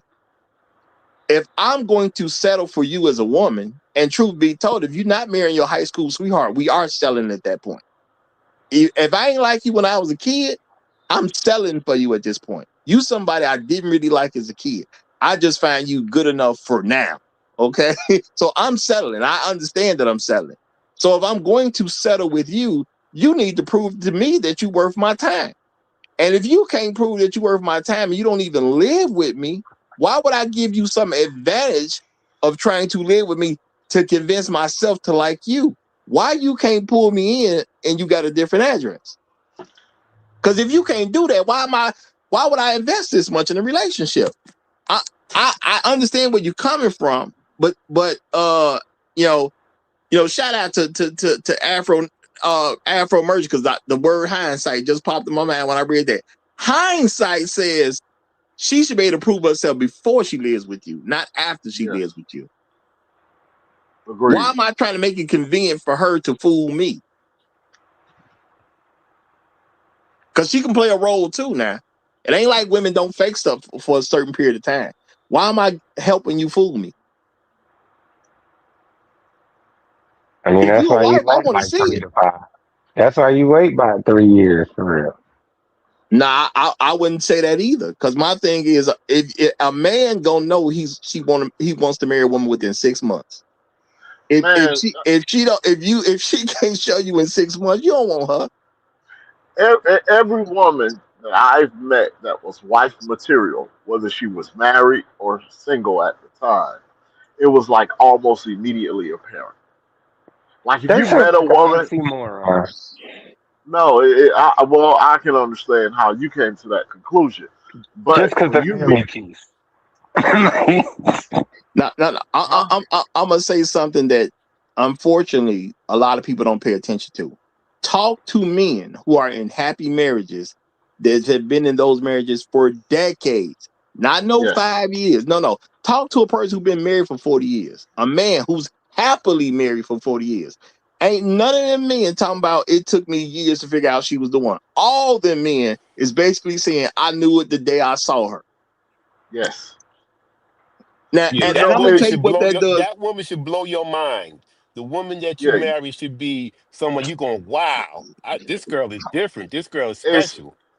and to Roger's point, every man that I know that's successfully married, no matter what their state of mind was when they met that woman, they immediately was like, I'm taking her off the market. I don't care what I was doing earlier today. The focus is I got to get this. And I'm gonna tell you psychologically, because I looked at how was this happening psychologically. The man sees the woman. The day he saw her, he already assessed she looks good enough to be my wife. Then it was just about what her character was. And within 6 months, he was ready to propose. I'm not saying Yeah. he proposed in 6 months, but he was ready within 6 months. That's men who have successful decades-long marriages. I'm Yes, not talking sir. about Yeah. Yes, people sir. who have marriages that don't work. I'm talking about people who have marriages that do work. So If why you would I need to live with a woman in order for her to try to convince me she's good enough to be my wife when everybody else who does it successfully don't need that? if you talk to a woman, like if you know a friend that's married, they've been married 10 plus years, and it's beautiful, it's wonderful, they're both happy, and you just visit with them, you will walk away from that place that day saying to yourself, if you paid attention to that woman, I see why he married her. It'll be apparent. It's not something that's hidden. It's so bright, like you almost need shades to put it on to block it out. Like a wife is something when you run into them, you know them almost immediately. You know that this is wife material. It is not difficult. It's difficult for her to hide it because it's who she is. She ain't practicing it. She ain't faking it. It's just everything about her oozes that she is a wife. And Yeah. maybe that's something that needs to be spread amongst young men too, because if y'all have this idea that and don't get it twisted, I know that idea comes from women that say, "Well, we need to live with each other so I can really see." Those are women trying to get their bills paid. Yes. I Yep. need to live Yep. with you so I can really see what's going on, which means let me live with you so you can take more responsibility than I take. You'll pay for stuff that I don't have to pay for, and I can trick my money off doing stupid stuff, jag it off, and you'll handle everything because when a problem comes up, I'm just going to put in your hands. Because you're a man, you're going to feel obligated to take care of it. So I'm good no matter what. And then if I find a better situation, I'll just move on. And if I don't find a better situation, I'll just let you keep paying. There's no risk for her. Man. And I'm gonna tell you something else. And there's another panelist. I'm sure he'll be up here later that talks about this all the time. There will be other people in your life sometimes that will identify you as a husband and identify somebody else as a wife and say, "Them two right there need to get together." Yeah. Yeah. And I don't want to say nothing about anybody you know personally, but bro, if they can't show you their wife, they felon, man. That's just see, we as men been taught that women supposed to get a chance no matter what. Bro, there's a reason, and you may not have heard it, but there's a reason that on my channel I've consistently called any woman who's made it to her 30th birthday unmarried a certified loser. Because I ain't saying she a loser because she had her 30th birthday. But I'm saying she's a certified, she's been a loser for a while. That's why she's not married. But see, we had this thing that women are always okay. They're not. The reason she couldn't get married because every man who came in her scope was like, no, she ain't good enough. And that's why you got a lot of women right now lying about the fact that they got all these men who proposed to them. Everybody proposed, but nobody took you down the aisle. But we don't know That's no because men who she proposed to proposed a to them. woman and the woman said no. She proposed to them because she didn't think it was coming. I mean, that happens sometimes too. But the thing is, you only have to do that if you're unworthy. No group of men is gonna let you stay on the market if you're worthy of being a wife. It ain't about just the man she dealing with. Men going to see her, we're gonna recognize that's wife material, and we're gonna come after her. That's what men do. Just is what it is. So if she's made it to her 30th birthday and she's unmarried, bro, she a loser. Now, the thing about being a loser is you can accept that you're a loser and then you can start to find ways to win. Most black women ain't gonna never get married because most of them refuse to accept that they are losing in the first place. And losers don't need, I mean, a loser who believe they're a winner does not need to improve. You gotta remember that. Any loser who think they're a winner, they don't believe they need to improve. They straight, they got it. And that's where most black women gonna stay, which is why about 75% of them ain't married now. You know? And Roger, when a woman proposes, that's just a suggestion. You are the person that makes the deal. You are the one that's responsible. So when she says something about, what, that's just a suggestion to you. You are the one who has to make the deal. You're the one that has to sign the papers. It's on you. You're the man. So Exactly. you are the one who makes the deal. All she can do is suggest this and that. Yeah, and women will say, well, when we gonna talk about getting married? Why is she even saying that? Because you don't find her worthy enough to marry. She ain't got to say it to you if she was about a marriage in the first place. Plus, it shows some level of stupidity. Because if I'm with a woman long enough for her to ask me about marrying her, and I ain't said nothing about it, how stupid are you in the first place that you with a man who don't want to marry you? If marriage is your end goal, and you're dealing with a man that doesn't want to marry you, how smart are you? Now, am I supposed to marry the dumb broad?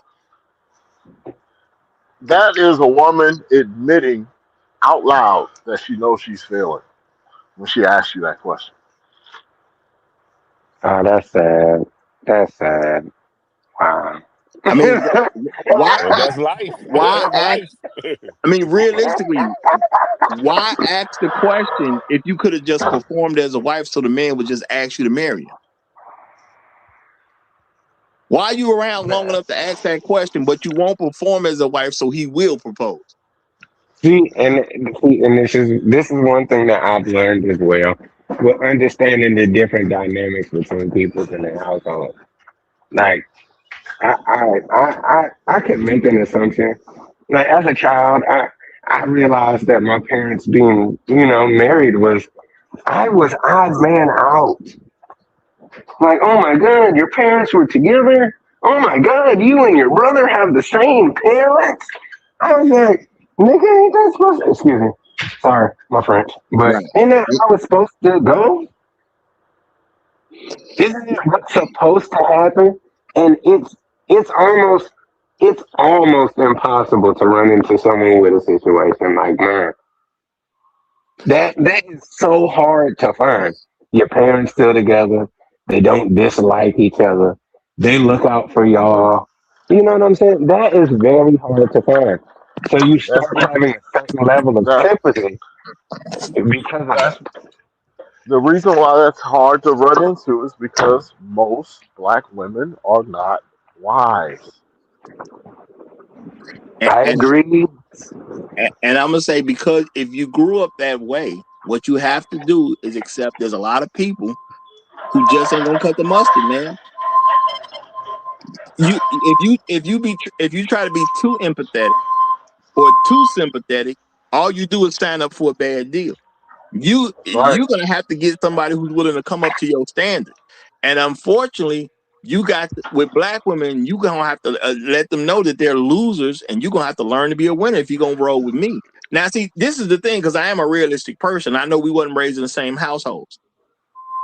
I've never said I wouldn't date a loser, but we're gonna have a discussion about how you are a loser, and I got to know that you are firmly committed to trying to learn to win. My thing is, if a black woman won't admit she a loser, I can't do nothing with her. That's just real talk. I That's can't do perfectly nothing with a fine. winner with a loser who think they're a winner. That's perfectly. No, I can't argue with that. I wouldn't argue with that. That's solid. It's just we're in a community full of losers, and we have a tendency to kind of forget that percentages ain't on your side. No, but the thing is, you have to raise the stakes regardless, which is why I'm putting out a message that we shouldn't be living with them. Make them be winners, man. All this I'm not saying you wrong, from a certain perspective. Okay, well the community is way. I don't care that the community is way. I'm gonna make you be a winner. You're gonna live on your own, or live with a roommate, and you're gonna learn to be a wife. Or I ain't messing with you. I'm not finna take you in, and I'm not finna solve all your problems. I went I through. need to see how you operate as an adult without me bailing you out. Yeah, and I'm, brother, to use your example, I'm not picking on you, but you brought this I up don't as feel an like I'm example. being picked on. And Okay, I just want. before you say it, hold on, Go before you ahead. say Go it, ahead. shout out to Go Elder ahead. Blood. He said, Roger, God has vehemently warned his sons, black men, about the absolute necessity of abandonment and avoidance of the ran through black American, that black American pussy. Oh no, he put Black yeah, abyss that's what it is. humanity. He just put black abyss punani's to say what it means. That's a heck of a phrasing. I'm gonna just say that that's a heck of a phrasing. But we do have to take that warning with some type of consideration. God don't give out warnings for nothing. I'm gonna say that. I know everybody don't believe, but I'm just gonna say he don't give out warnings for nothing. So take it some kind of way.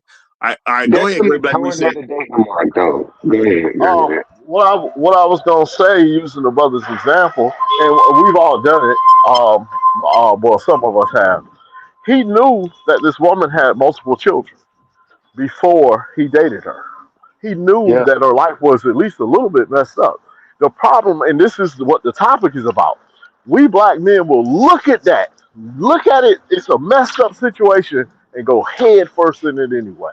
We got to stop Head doing that. first was a strong. It was a strong turn, but Well, well, tell me how you did it. You put your okay. toe in it. You put your toe No, in it first. What you did? well, actually, yeah, technically, yeah. But I got a phone call and phone call and a few DMs. Made a brother feel special, and I knew you liked me because you tried to shoot at me when I had a girl, but you didn't know, and then you kept it cordial because you knew I had a girl. I didn't stay with her for whatever reason. Now I'm free. The first thing you decided to do was you realized I was free and was like, I'm gonna take this brother out. I mean, there's She did. nothing wrong with her making a play for you once you became single, but at the end of the day, see, if you're willing to accept the single mother situation, because I'm never gonna get on men for accepting that, because men should still get to make their own decision. But if you're I gonna do. accept that, you can start directing her as a single mother from your home without doing anything where y'all have to live in the same home. She's either I gonna didn't fix have the to live problems up together. under your hold on. She'll fix the Yeah. problems up under your direction, which means she trusts your leadership, or she won't. To me, it's better for you to know that as a man if you're going to truly pursue that relationship. I need to see, well, if I'm willing to take on a single mother, are you going to fix this, X, Y, and Z? But, before we live together, and me, it's definitely going to be before, because if I don't marry you, you're not getting in the crib. That's just what it is for me. You're not getting in if I ain't married. That's over with. So I got hit with a flashbang. Before it was all glitz and glam and, Korean hot pots and, boiled seafood boiled bags and movies, taco stand. It was fun. And I bought the kids some V-Bucks on their birthdays and on the holidays. And then out of nowhere, I just found out you don't pay your bills. Like, I didn't do nothing else but be there. And I mean, sometimes you just find out, but we are in a very volatile and awkward state. Like, I had a cousin who was in the military, Navy guy. He actually walked around Cleveland with a hat that says "I love Latinas." Trucker hat. It's a trucker hat, not a fitted cap, not a trucker hat. Black man. You're pulling up with a trucker hat that says "I love Latinas." Me personally, I don't hold that against you. Like I've dated overseas. I get there's a difference between black women on average for us and the rest of the world. So I got my brother who sat there in front of my mama, tried to act like black women the best, that we'll never do nothing but no way, no how, but nothing but no black women. And I'll be sitting there like, damn, that's that player's remorse. Like you cheat on your black girlfriends, and that's cool, but they so great.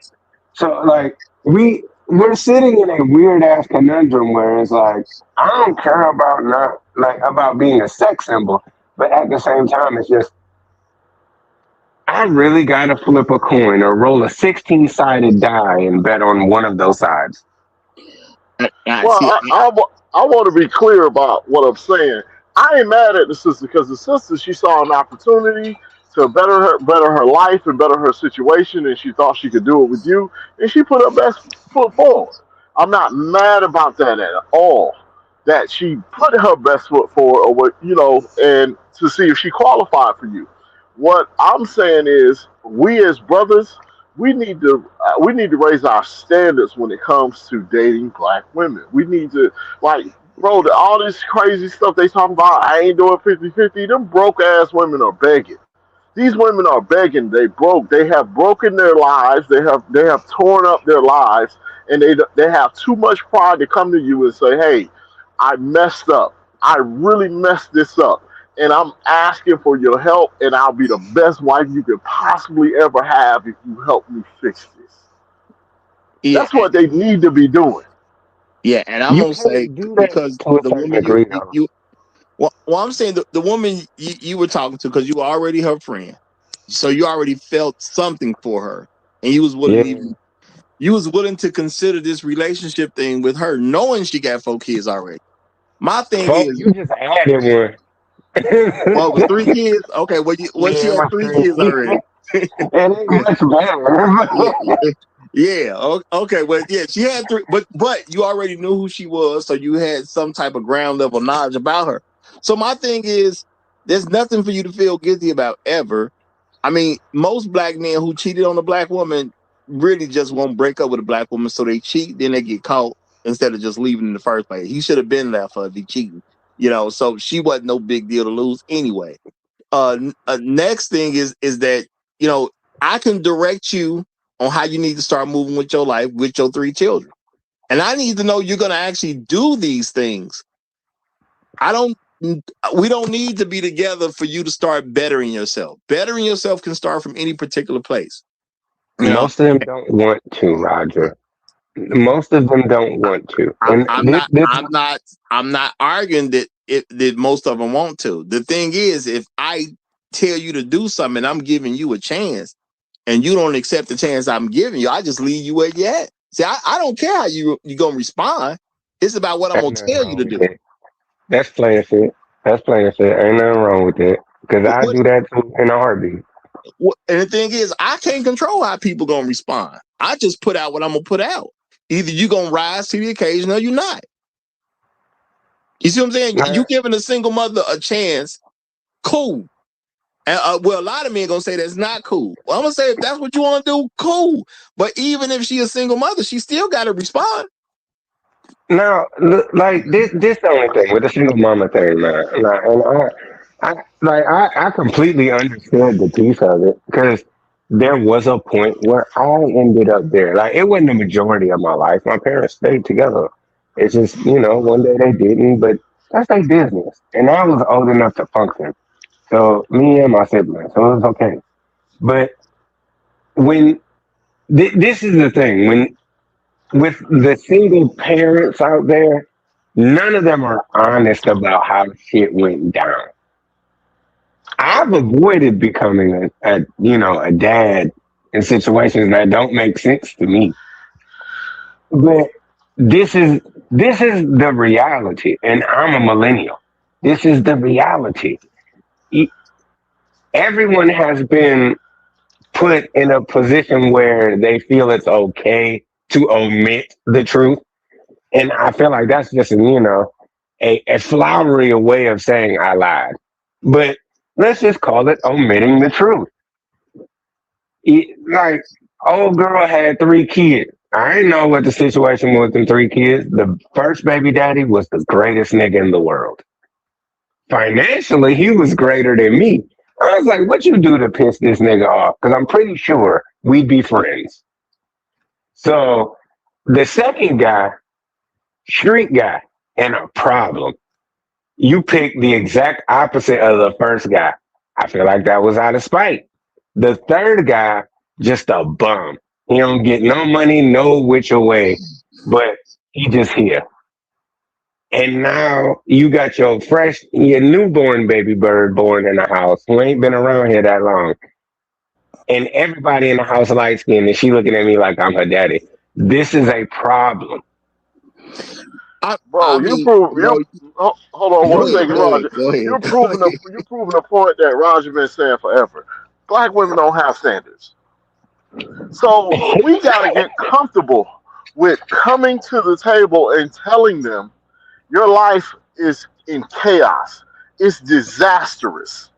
And until they're able to accept you saying that directly to them, not beating around the bush, and if you want me in your life, you're going to have to follow my direction before we ever live together, get in a relationship, before we even lay down together. If you cannot follow my direction to start fixing some of this stuff, I don't want nothing to do with you because you're in love with chaos. You need to No, start bro, telling no. them that to their face. Bro, man, I've done that. That's why I'm still single. Listen, I have me another one. Hold on. Goofy little girl. She used to tell me that her baby daddy and his new wife or whatever used to come to her job to cause issues or wherever she stayed at because of whatever custody thing they're going through or child support thing they're going through. So I told her, hey, I'm perfectly fine with them existing and being how they are. The only thing is, if you're going to live with me, you got to let me handle them the way I want to handle them. And you can't bother me about it. I had to cut her off because she told me no. Because I let her know. I was like, if any of them heifers pull up to beat your ass at my house, can I fuck them up? And she said, Why are you well, asking her no. I was permission like, for hey, can't anything? go. Why are you Can't go. dating women with children in the first place? It's a headache. Like, we shouldn't be doing that at all. No. Hold on, Great Black Reset. You got to It's meet hard people. to do You that got to if meet you people only where gonna they are. date black. You got to meet people where they are, and I'm gonna do a couple shows about how to date a single mother. Because the thing is, if people went by how it should goes, then there's gonna be a lot less reason to even be bothered with it in the first place. But a lot of But people Roger, the never other deal side of with how that, you're I'm supposed to only handle dating it. black, man. I'm only dating black. It's a Well, lot of that out here. no. But I do believe that. But just because you dating black doesn't mean you're not the person in charge. Even if you're gonna deal with a single mother, there's certain charges you should take. Period. She's got to But be subservient to you if you want to have a good relationship with her. And any but woman didn't I that say that's why I leave? what no, but no, I get. I'm not attacking you directly because you know what I'm saying. And I'm gonna say based on what you told us about that other woman, because you said the good guy, the first guy was pretty much good, had his financial thing in order. She picked the exact opposite for the next guy. Then she picked the bum. What does that tell me about the woman? That's a woman who rejects the leadership of black men. She had a man that could lead her, didn't want to stay with him. She went go get an opposite man, street dude who ain't even trying to lead her. So she cool with that. Now she done had a baby by that guy. Maybe he's trying to lead her a little too much now because now he got more of a vested interest in her. So now she go get some bum, a guy who really ain't gonna say nothing about anything. She has an issue with black men's leadership. It's very I'm clear based hurt on who she had a mentally baby with. because she assumed that I might have been that guy. Like I never presented No. myself as that guy, but maybe I might You were have. her friend, so therefore she felt you wouldn't try to quote unquote control her because you already knew her. I never control her. I just let you go. No, Fly fly. I'm not saying you did. I'm trying to say this is probably how she thinks. Based on Of what she course. did with her life, the way she thinks, after she got those other men, she consistently does not want to be controlled by a black man. So now I'm gonna talk to my friend who will probably never try to control me because we have a friendship. So he probably gonna do me like that. So that's I why just she want to tell you, I pivoted didn't towards think you. you thought of it that way. I was just being jokeful, like joking. Like, Oh, okay, that's all. okay, yeah. Well, we don't know you yet. You new here to a certain because this is only your second time here, right? So No, you know. I've been here before. Before YouTube changed my name, like I had a different email name, a different YouTube name, and a different another name.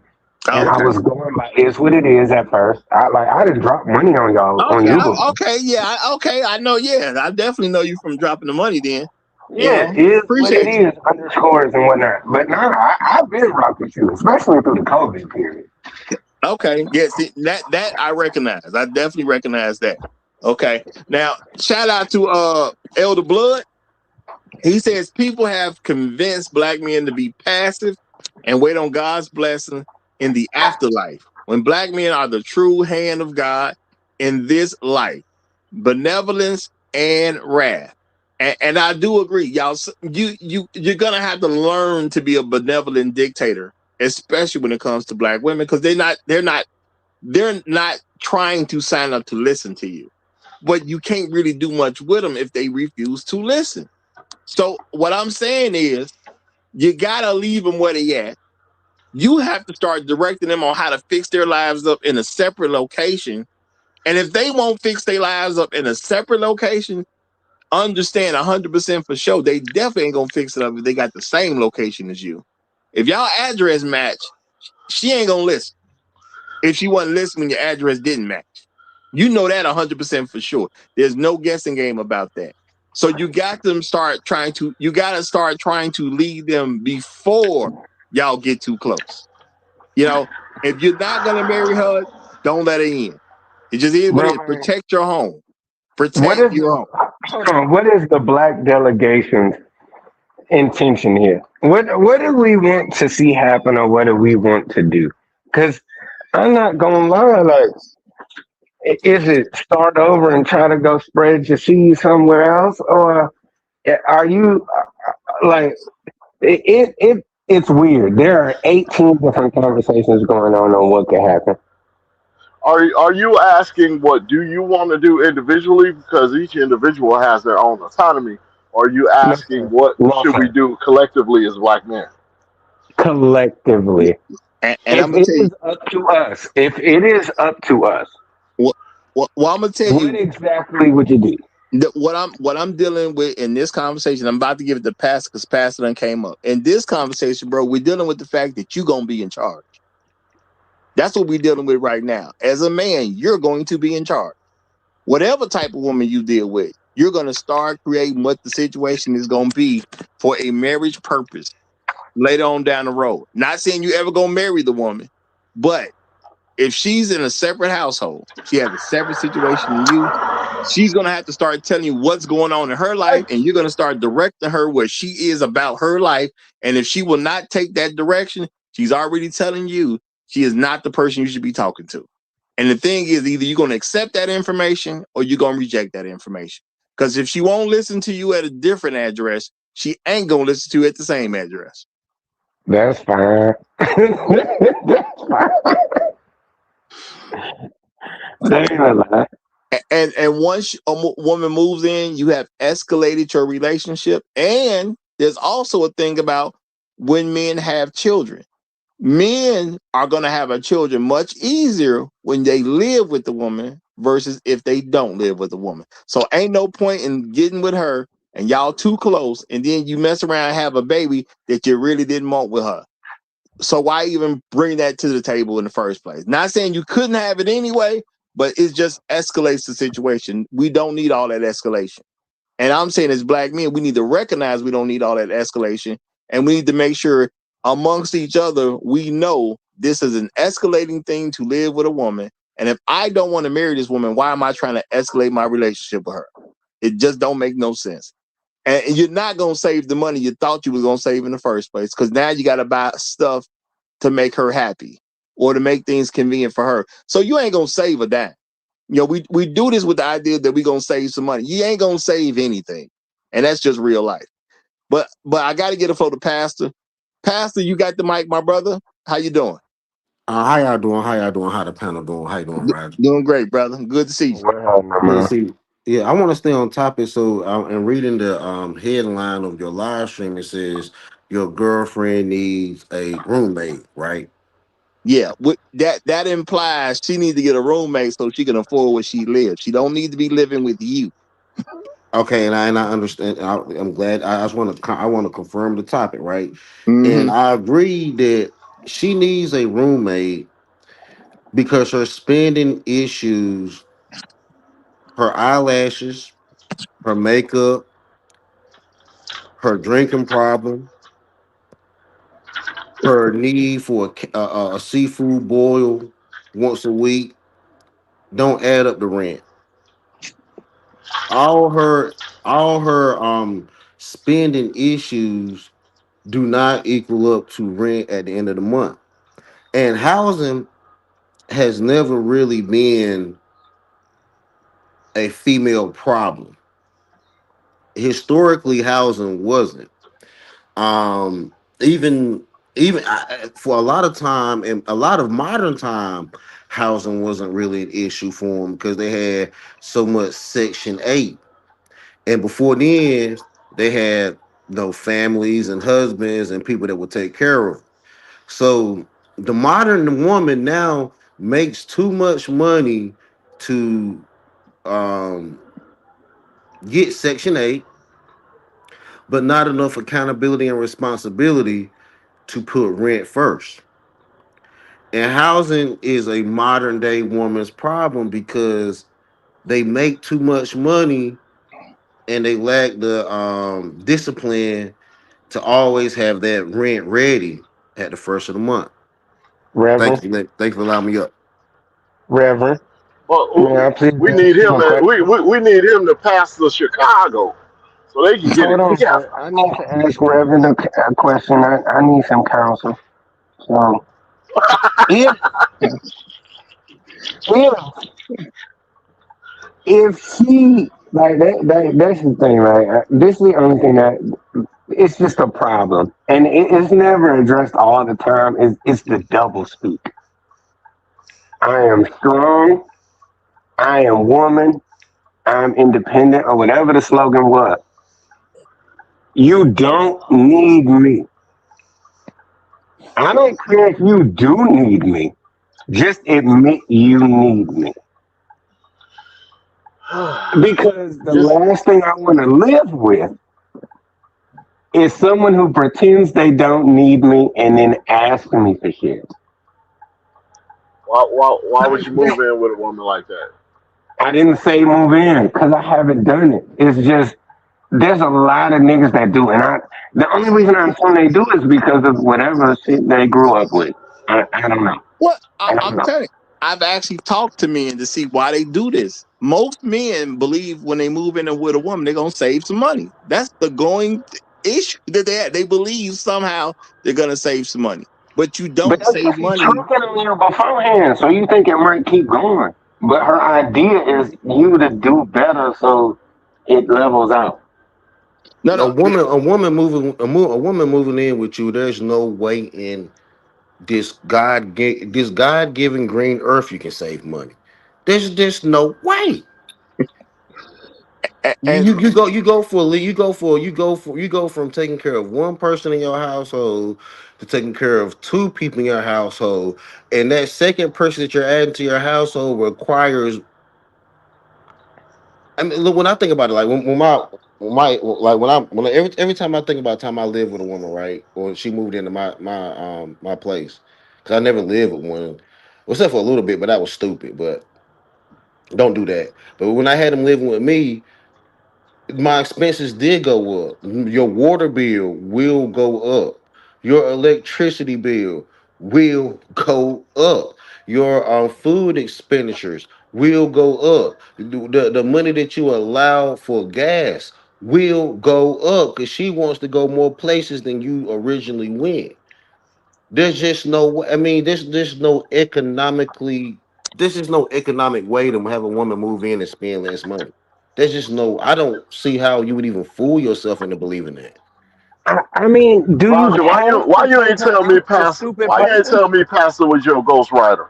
Why you ain't tell me that, Roger? You Hey got a man, ghostwriter. You don't have a Yeah, ghostwriter man, the that's whole time. bullshit. Why you gotta take her somewhere? Hold on. Why can't you tell her that she ain't got no money in her pocket, and whatever she says don't go because she ain't got no money? Like that. That wows me. But I've never understood that. Like I've had brothers who have more money than me, then go out their way to do too much for a broke bitch. what the thing is, men are never gonna measure women out by how much money they make. That's never gonna No, actually I happen. measure, but no, I measure her on her speech. That's No, the no, no, difference. no. Her speech. I get what you're saying, but this is the thing. The issue is the same issue I said earlier. Black men are taught that we're obligated to women that we're not obligated to. If you're not my wife, everything I give you is just charity. We don't see it as charity. We see it as an obligation. So when a woman has an issue and she brings it to you as a man, we believe it's our obligation to take care of whatever her issue is. We don't see it as charity. When it's So charity, if you're not you my give up what. wife Hold and on. not my fiance, No. This is the point. When it's charity, you give her what you want her to have. You don't give her to fix the need totally if that's not what you're comfortable with. You don't give her whatever the amount is. You just give her something only if that's what you want to. But it's not obligation. If she has a $300 problem, I can give her $10 if it's charity, and I'm fine because it's charity. If it's my obligation, I'm supposed to give her the whole 300. Black not men, we see women's problems as that we're not married to as an obligation, and it's not. I'm willing to understand that other brothers outside of myself think that way, and I understand that because that is a very sad existence to live. I'm just gonna keep it a bean with you. It's very sad. You have no self worth. What? Well, the thing is, people gonna view themselves based on how they come up in the world and what they believe about themselves. What I'm saying is, as black men, we got to pick the ball back up. We got to start telling men, no, bro, you give her what you want her to have. You're not obligated to any woman that is not your wife. It is Exactly, hard Roger. for a young black man to understand that without understanding his worth before. And No, I'm no, not no, no, no. entirely sure I what think they you are getting it because men aren't paying as many bills. That look, men used to pay random women cell phone bills, but that's back when cell phone bills was 30 and 20 and 30, 45, $40. That's back when the cell phone bill about 20 to $40. Men were paying random women cell phone bills, dog. A lot of these women stayed connected and able to text and call people because they had random men paying their next tail cell phone bill for 40 damn dollars. Okay, now. but now How old are you everything is. during that next tail period? Because I'll be real, during the chirp era, I couldn't drive a car. So how old are you? I'm Well, 38. Really? I Yeah, mean, so you was just above me. Okay. my question is, why does it matter? If it's charity, I give her what I want her to have. I don't worry about her life Because situations. I believe in what you're saying, but I do not believe that the environment that we live in currently, your advice is 100% accurate. And like, accurate. Like, I'm not saying you're wrong because there's certain shit that still applies. That's just common sense, objective reality, if you will. What I'm saying It's is not. It, it's not we common being sense walked to down a everybody. weird avenue. Go ahead, man. I'm sorry. No, no, no. It's not common sense to everybody because some people were raised and surrounded by women their whole adolescent life.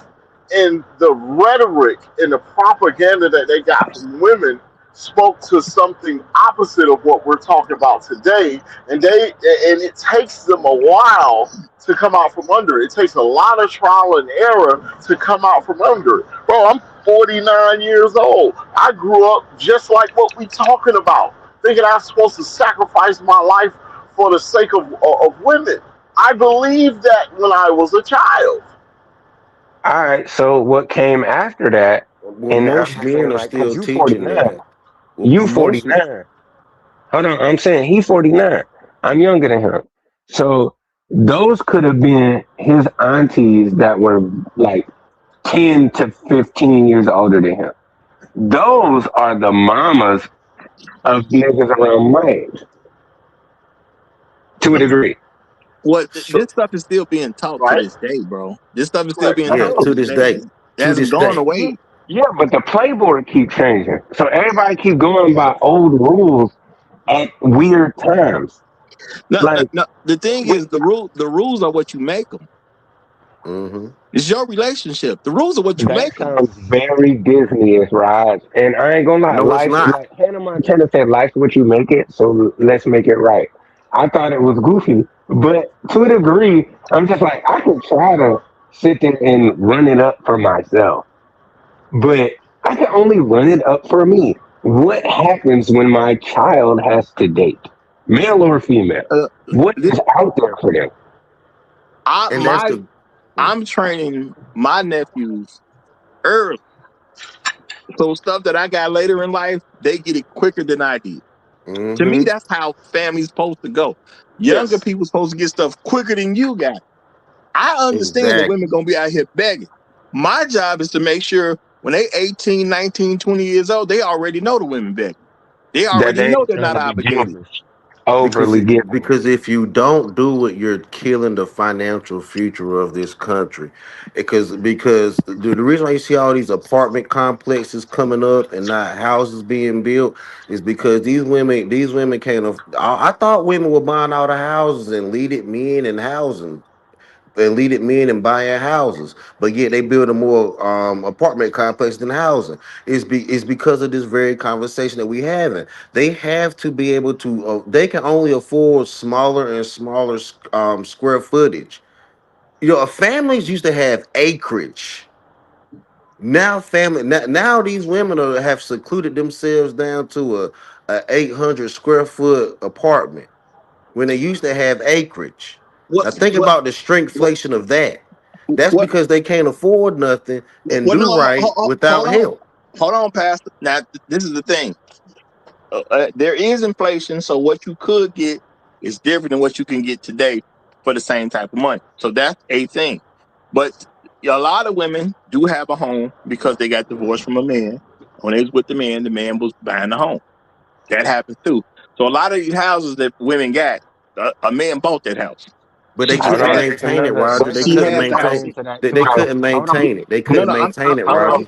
I'm not There's arguing against that. But what no, I am there's the housing piece. There's the housing piece that no one needs to like. No one feels the need to address.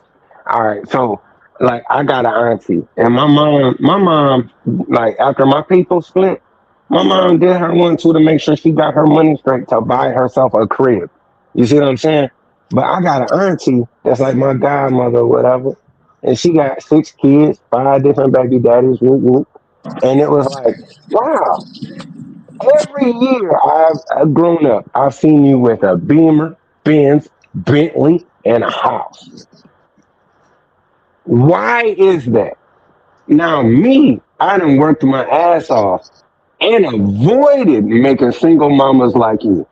Why the hell do I not get money for a Bentley, Beamer, or house? Well, what the thing is, women have been in a situation where they've always been subsidized by men. That's just reality. We have always subsidized women, no matter what Why? their job is. Because we believe we have obligations to them, and that's the whole point. We got to kill the narrative about how we're being obligated. And the thing is, you have to do it piece by piece. So as I'm talking about living together, all I'm saying to black men is make a decision. Do you want to marry this woman? Because if you want to marry her, sure, yeah, marry her, then y'all live together. If you don't like her enough to do that, just simply don't live with her. What is going on in her personal life situation is not for you to entertain. You don't need to have any thoughts about what's going on in her life. I understand there's women who are going to say, well, you my man and I'm struggling. I'm supposed to come to you for the X, Y, and Z. What you also need to do is be good enough for me to marry, so I would actually take you off the market. You're supposed to also do that. And if you're not going to do what I need you to do so I can take you off the market, it is not my job to figure out your day-to-day life situation. Well, Roger, I'm I willing to think. help you, but I'm not going to What? fix your life situation. Well, Roger, I Yeah, think the but reason why Roger, what hold you're on, I'll be saying. real quick. I think the reason why majority of men in society did it is because we wanted to put women in a nesting stage. We wanted to, I think we wanted to really get with these women and get these women pregnant and have babies with them. So we tried to put them in a we'll call a soft feminine stage so we can nest with them and have babies with them. I think that's why Soft we I think feminine. that's why we I I think that's why see. we did it. I think that's why the men simped out. I think that's why we simped out. Regardless of why, if you are not my wife, your day-to-day life situation is not my problem. I have And no problem with you being a what is it? The ruthless nice guy. That's what it was, right? yes, but the thing Yes, yes. is, Hold on. Ain't nothing against it. The only thing is, it's hard to be a ruthless nice guy and pro-black at the same time, brother. It is a very hard thing to do because that's like watching your son choose to go against everything you stood for, everything that you put your energy into to put behind your name. So now everyone knows that you're a blacksmith. And you know that we make the best armor over here. Ain't nobody getting shot. Ain't nobody getting stabbed through this chainmail. And this nigga want to pull up, excuse me French again. He want to pull up and say, we should wear lotus petals. well, I'm gonna say I look at it the exact opposite way. To be pro-black, you must be a ruthless nice guy. You got to learn how to be in charge, set standards, and take the women who will apply to the standard, who will raise themselves up to the standard, because they don't have standards, so they're gonna just do all kinds of chaos. At the end of the day, I'm gonna give you a standard. You're gonna rise to this particular standard I gave you, or you don't get to be a part of our community. That's being a ruthless nice guy while bettering the black community. I don't think you can better the black community if you don't take that attitude on. If you are not willing to tell women what to do, you are introducing chaos. That's the way I see it. And if they're gonna be chaotic, tell them to be chaotic over there. They ain't got to be chaotic over here. Can't do it over here. You can go find your own spot to be chaotic. You can't do it over here. That to me, that's the stance every black man should take. Now I gotta give it the mic to Black Guru because he done came up. So Black Guru, you got the flow. Hey, Roger, thanks for having me. I hope I'm coming in clear, and I hope you gentlemen on the panel. Apparently, we have a new brother up here, vegetarian. Welcome. And Thank you. so I hope you guys are doing well on the panel. And I hope the folks in public chat are doing well. I'm curious. I generally am antagonistic towards shacking, uh, prior to marriage or in lieu of marriage. So I think we agree in that regard generally. Um, but I do have the question of how do you know whether I don't I don't think I have this dilemma or ambivalence of I don't know how you can really assess a woman in today's environment for marriage if you've not lived with her prior to doing so. Thank I you. think there was a time, I think there was a time, but let me clarify though. I think there was a time in the past where because certain basic standards were being taught to women, you went into a marriage under the precepts that she was going to have some basic training, some basic uh, uh, moral or ethical or whatever etiquette dispositions, so that you were not expected to be surprised or confused by certain things she was going to do as a woman. Now, because women are so all over the place, I don't know how you necessarily I don't know how I could vet a woman today and not share a domicile with her. I think in between all the lying, between all of the issues regarding what they do with money, uh, the Tinder and the sport fucking, and I almost think like to some degree I have to get close enough to her to really get to the truth of who and what this woman is. And I don't know if I can necessarily project and manage certain things, not sharing the household with her. I don't like I Mm, say. I mean to cap it. I just don't see how you can possibly bet a woman for marriage in this current environment if you're sir, not can I ask actually you really something? sharing some some sort of 20 some sort of real time. This is what this woman is doing on a daily basis. So Uh, Well, Do so you feel Black like Euro. Well, so I have a quick rebuttal. I have a quick rebuttal. I had to cut you off, brother. I think Roger's live stream is actually asking your question, is an answer to your question. I'm gonna tell you why. I'm gonna tell you why, Black Euro. How you doing? How you doing, matter of fact? How you doing, matter of fact? out it. You doing good? Okay, so I can. So the answer to your question would be how to vet her without living with her is actually. I think this live stream is kind of getting to that answer. If she can pay rent for 12 months to a year while you date her and you see that she's responsible enough to be financially stable enough to pay her rent for a year, that means that she may have some financial stability to be able to maintain a family. And one of the greatest markers of divorce is financial stability. So and people breaking up over money. So if people are breaking up over money, a man should use her being able to pay her rent for 12 months by herself while dating you, or even 6 months. Let's give it 6 months to, because there's 6 months lease, and 6 months, 9 months, 12 months lease. But if she can pay you're her giving rent too for much six grace? to, but if she can pay her rent for that But allotted time, that shows some financial stability within her No, you're life. And you giving can, too much grace. He didn't. She just but didn't ask I you. don't think She just didn't ask you.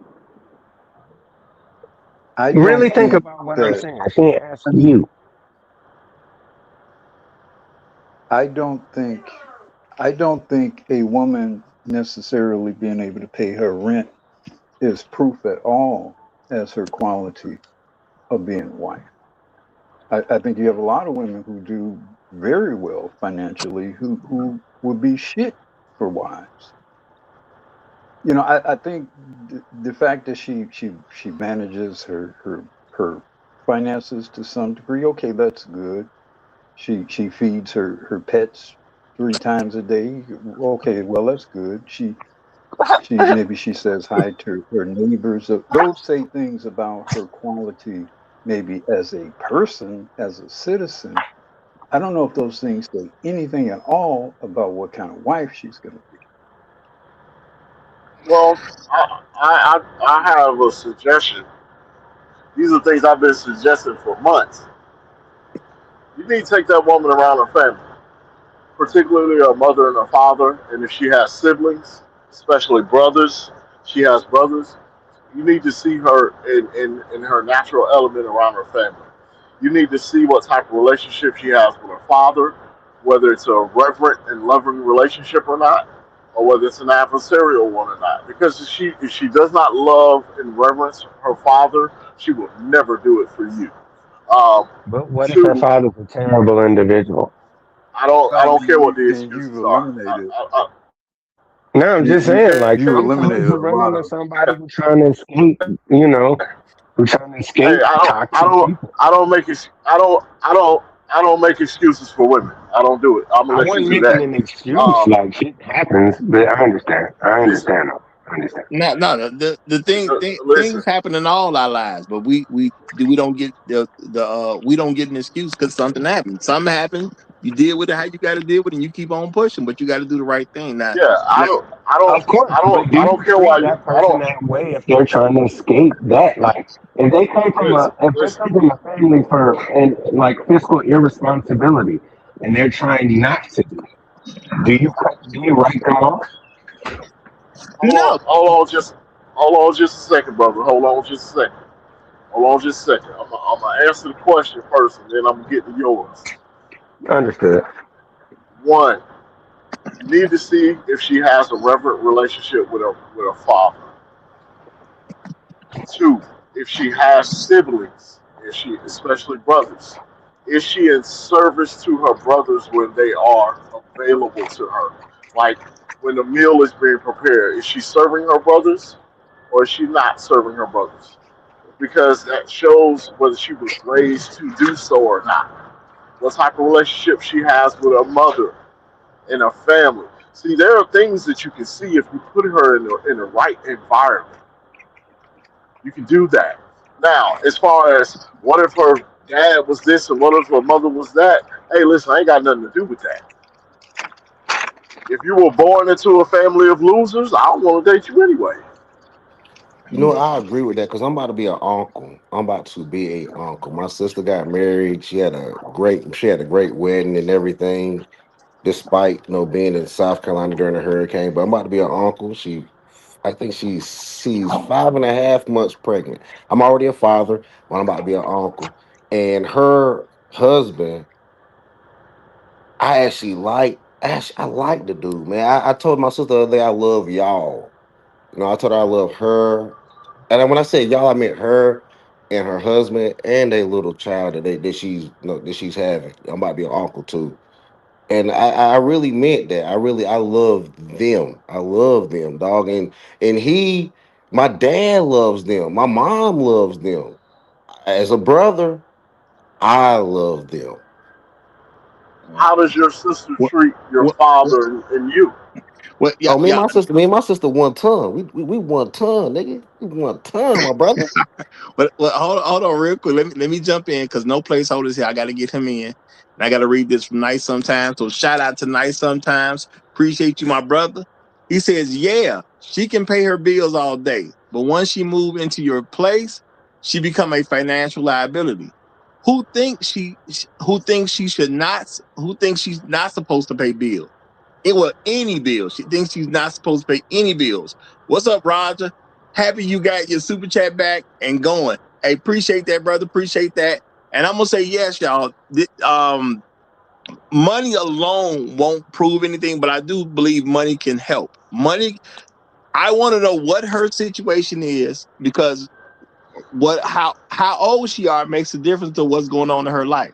If she 18, 19, 20, she's still living at home, okay, there's nothing to ask about. She basically still in the kid stage, even though she's technically an adult. Cool. If she in college, so she live at the dorm, and if she ain't at the dorm, she back at mom and dad's place. Or if she black, probably just mom. Okay, I understand. I get it. Okay. When you older than that, well, when you live on your own, can you take on the responsibility you're supposed to take on to pay your actual bills, or get a roommate and do it? But it tells me you understand priorities to a certain extent if you're not always asking me for money.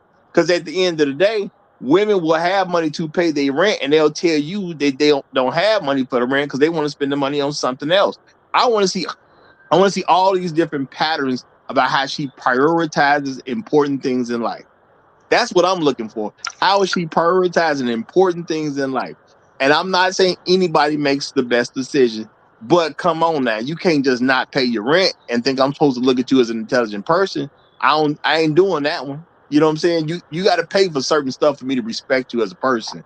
If you put your where you live in jeopardy, I ain't messing with you. So I want to know that you're going to be at least that stable. It's all kinds of variables that you have to look at. So paying your bills alone is not enough, but I at least want to see that you prioritize. I want to see what bills you prioritize. And that's real talk. As a young lady, I want to know, what do you prioritize? Does your rent come first?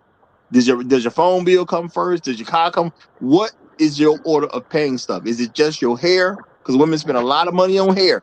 Okay. But I'm gonna stop right there because no placeholder is here, and I'm gonna let him have the flow. No placeholder, you got it, brother.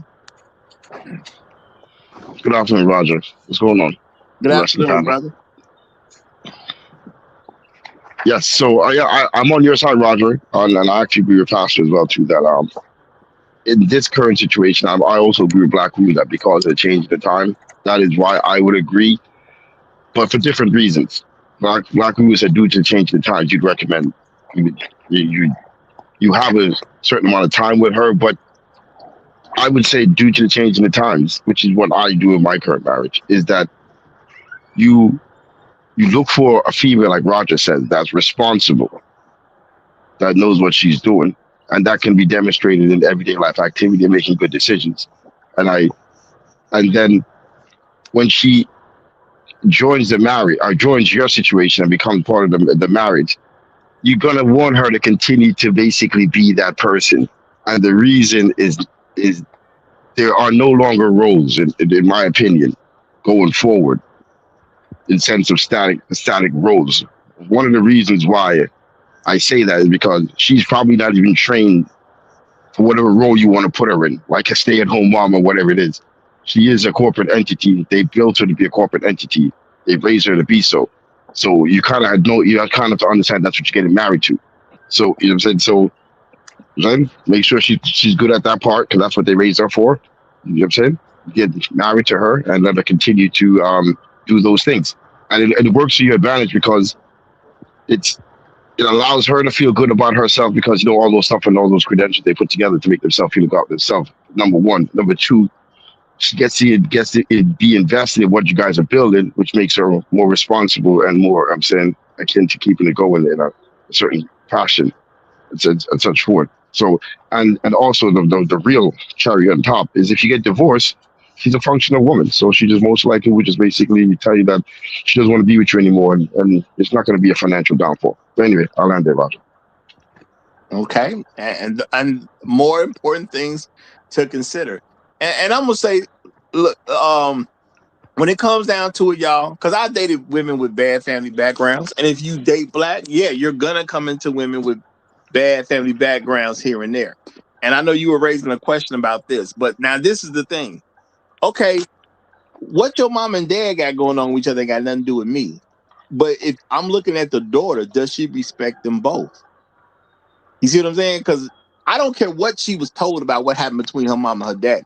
Does she respect both of them? I need to see that you respect both of your parents because regardless of what they got going on, both of them your parent. So you don't get to make a judgment as if you're their peer, number one. So I need I'm to know, do starting you to even feel know like your I lived place? in a micro. I feel like I lived in a very micro environment because I ain't gonna lie. Me and my parents, we locked in like cross fingers. You know what I'm saying? Like contact. Like we locked in, but no one else has that kind of relationship with their people. I mean, if you meet a young lady who doesn't respect her mother or her father for something that don't have something to do with her, then what are you dealing with? It's hard Why to would figure you? out who, bruh. I, When dis- you don't got I respect for disagree them with that both, that's a notion. dumpster I fire. dis I That's a disagree with dumpster that fire. notion that black families hate each other and black Well, no, families no, are not connected. no, I no. He said disagree. that's Nobody his. He said said that that's though. his personal. He said that's his. That's basically he was saying that was his Okay, personal experience. that's just I didn't personal say that. experience. Yeah. So I'm Okay, we not can't. saying We okay, everybody. okay, yeah. Like I've met okay, great okay. families, and I've met terrible families. I just realized the reason why I met so many great families is because I am part of one. That gives you a great advantage. Absolutely, it does. But what I'm saying is this Yes, though. but As a I man, started to realize how what, small that community is. but the thing is, as a man, if you're dealing with a woman and you see her how she interacts with her family, I got to look at how she treats her mom, and I got to look at how she treats her dad. And if she gives me an excuse about why she's mistreating either one of them, and she's not even telling me about an issue they have between each other, I already know she need to go. If she telling Okay. what my mama But you're did this not to my telling me daddy, that. or my daddy did this to my mama, so I'm treating them like you don't get to be involved in that. So my thing is, Mm-hmm. you don't even know your place. Nah.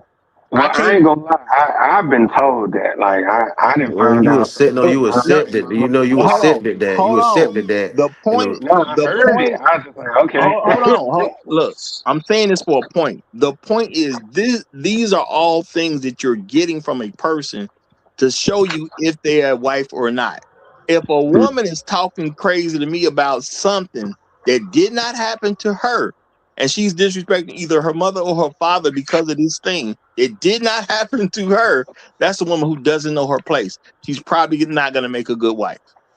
And She I don't even know agree. her place. I agree, and I disagree about it being a small community of decent.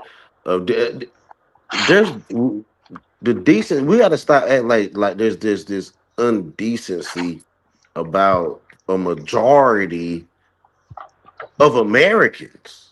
Because every black man ain't gonna marry a black woman, right? But at the end of the day, we got to stop acting like there ain't no decency. There's a lot of indecency. I get that, but we got to stop acting like there ain't no decency in this country. I mean, there is, and I'm just saying we need to make sure we're going after the decency. That group is what we're supposed to be going after. And at the end of the day, if you cannot show me you one of those people without me living with you, to me, you're failing as a woman. If I can't Within the figure out you past, a wife, and before I live with you, you fail. It's that simple to me. within the past 10 to 15 years, we've watched America choose indecency over dislike for people. And I that's on the but political stage. but We ain't yeah, gotta get too far into it, but it's weird. yeah. But my thing is, it's starting to go too far off subject. At the end of the I didn't day, mean to go tinfoil, man. No yeah. bad. At the end of the day, I'm dealing with you as a man. You are living somewhere. Do you leave where you are to go move in with a woman? Do you tell a woman to come move in with you, or do y'all go get a place together? And I'm saying, as a man, why is this a good thing if you don't want to marry her? If I'm not married to you, you ain't getting in my crib. That's just what it is. I'm telling y'all. I done been there, done that. My parents didn't tell me to do it. That's just something I thought. And really, those were financial situations because the women I did it with, they had financial situations going on. But nobody told me it ain't my job to care. Nobody taught me to care. I just like, well, that's my girl. I help her out. No, I shouldn't have did that because I escalated a relationship and I had yet to deem her as a wife. So there's I no thought reason you for was me to explaining have your her whole move life in. for a second. No, I hold was on, under the hold impression hold you on, never did it. hold on. Like, What I'm saying is, her bad situation is not my problem to fix. I should never have thought about it as if I should help her because she's not my wife. It's a difference between a wife and a girlfriend. A girlfriend, you get some charity. A wife gets an obligation. You see what I'm saying? That's a different thing. My wife, I'm obligated to take care of her. These were not my wives. Whatever I give them is charity. And I'm saying that's too much charity. It's too much. fair. That's fair, man. Yeah. Now go ahead. That's You a was trying to make a point. Go ahead. wild. Say what you was about to say. Not the only thing, like, it just seems like a catch-22. Like, it seems old game that objectively is true against new game, which is subjectively being used. So I'm not saying like what Uru could say is incorrect because I've seen it work. I'm saying that the society I live in tries to make it impossible. Now I could try to utilize that game, but now there are consequences for that game that did not exist before. When Uru and them might have invented or perfected, so to say, maybe it. We are in a bad space. You gotta you gotta take risks to figure out if you're gonna start you a family. I mean, that is true, but my thing is this. I have a quick question. Let me just ask this, bro, before you get your Okay. question in. If she's in a bad quote unquote society, does that give her an excuse not to perform? No, because what someone did Then it to doesn't you matter. doesn't mean you should treat me that way. It's morally, Yeah. morally. My thing is, if she don't get an excuse because we're not in the best society, I ain't looking for no excuse. Perform anyway. That's it for me. I don't really care about what changed or not. You're gonna perform anyway. If you're gonna be with me, you're gonna perform regardless of circumstances. It just is what it Perform is. under all standards, That's what which marriages have to means deal with. what's possible. Yeah. Marriage could be good one year, not so great the next year, could be fantastic 4 years down the road. You got to perform regardless of the circumstance. So I ain't trying to hear nothing. I don't care what your circumstances are. You're going to perform, period. But no place over to ask your question, my brother. Go ahead, Roger. Actually, you kind of answered it. Go ahead. Oh, I answered the question you was going to ask? Yeah, he kind of answered the question I was going to ask, but thank you. Oh, okay. Okay. Well, see, all that being the case is I don't care about women's problems. You're not my wife. I don't have to care. I'm not obligated to care. And I think the reason you have more and more women asking for more and more stuff that a wife should be getting from her husband is because we as black men, we just ain't telling them where they at. Look, you're not my wife. You can't have this. I don't need Have to help you you with this because you're not my wife. We don't push on them that they need to be a wife to get stuff. And again, if you're a little girl growing up and mama not married to some dude and dude lived there and dude taking care of everything as if she was a wife, she don't even think she wrong fast. Roger, I don't want to make this whole like it ain't no argument. This conversation because I'm very entertaining when I'm here. I'm listening. The only thing I'm wondering is like we have come like you know how society comes to that point where they developed enough where they get bored and start playing with gender and all this other crap and holistic ideologies regarding what is love and y'all skip. Is love in action? Is love is love in action or is love a feeling? And it we stuck in a place where it's like I, in my mind I accept black women for who they are. If your hair is your hair, hey, enjoy your hair. Do not expect me to be wild because I never liked it. But I ain't gonna tell you ugly, so that's an even exchange. Um, if we're sitting in a situation where like we're stuck in a situation where someone claims to be the best and better than you, and nothing you can do is better than somebody else. Because I haven't won a race war or anything like that. Like, where do you win? I would tell you, you're going to end up paying for her. So why does what she say even matter? Ow. Ooh. Damn. All right. I mean, you're doing what a lot of black men do. And I'm not saying this in a negative way because I think this is a good learning tool. A lot of black men, we're very much concerned with what black women say, but they ain't paying for it. So why do you care? You know, somebody said to me, I don't remember who said it. He said, do you apply for a job, or does a job apply for you? I mean, at the end of the day, the person is paying, making the decisions. That's just real talk. When women want to seriously get to a place where they're paying for men, I would take what they say in a lot more consideration. But until they actually get to the point they actually want to take care of a man, what they talking about don't even really mean anything. Mm, that's facts. That's facts. Yeah, Yeah, you have to accept the mantle of leadership. Leadership means you're going to make some decisions that the follower ain't going to like. We don't You live have in a society where if a follower don't like some shit, they get like they actually get to sit there and have a problem because they're a microcosm of the government. this but what this what I mean by and I'm not saying this to insult you. I'm saying this to enlighten you. You keep making excuses for them. That's You fair. keep making you keep making excuses for them, bro. I don't care what society does. I care what my wife is doing. My wife better not be doing what society is doing, or she's no longer gonna be my wife. See, when you start taking those kinds of stances, you're gonna have more whys.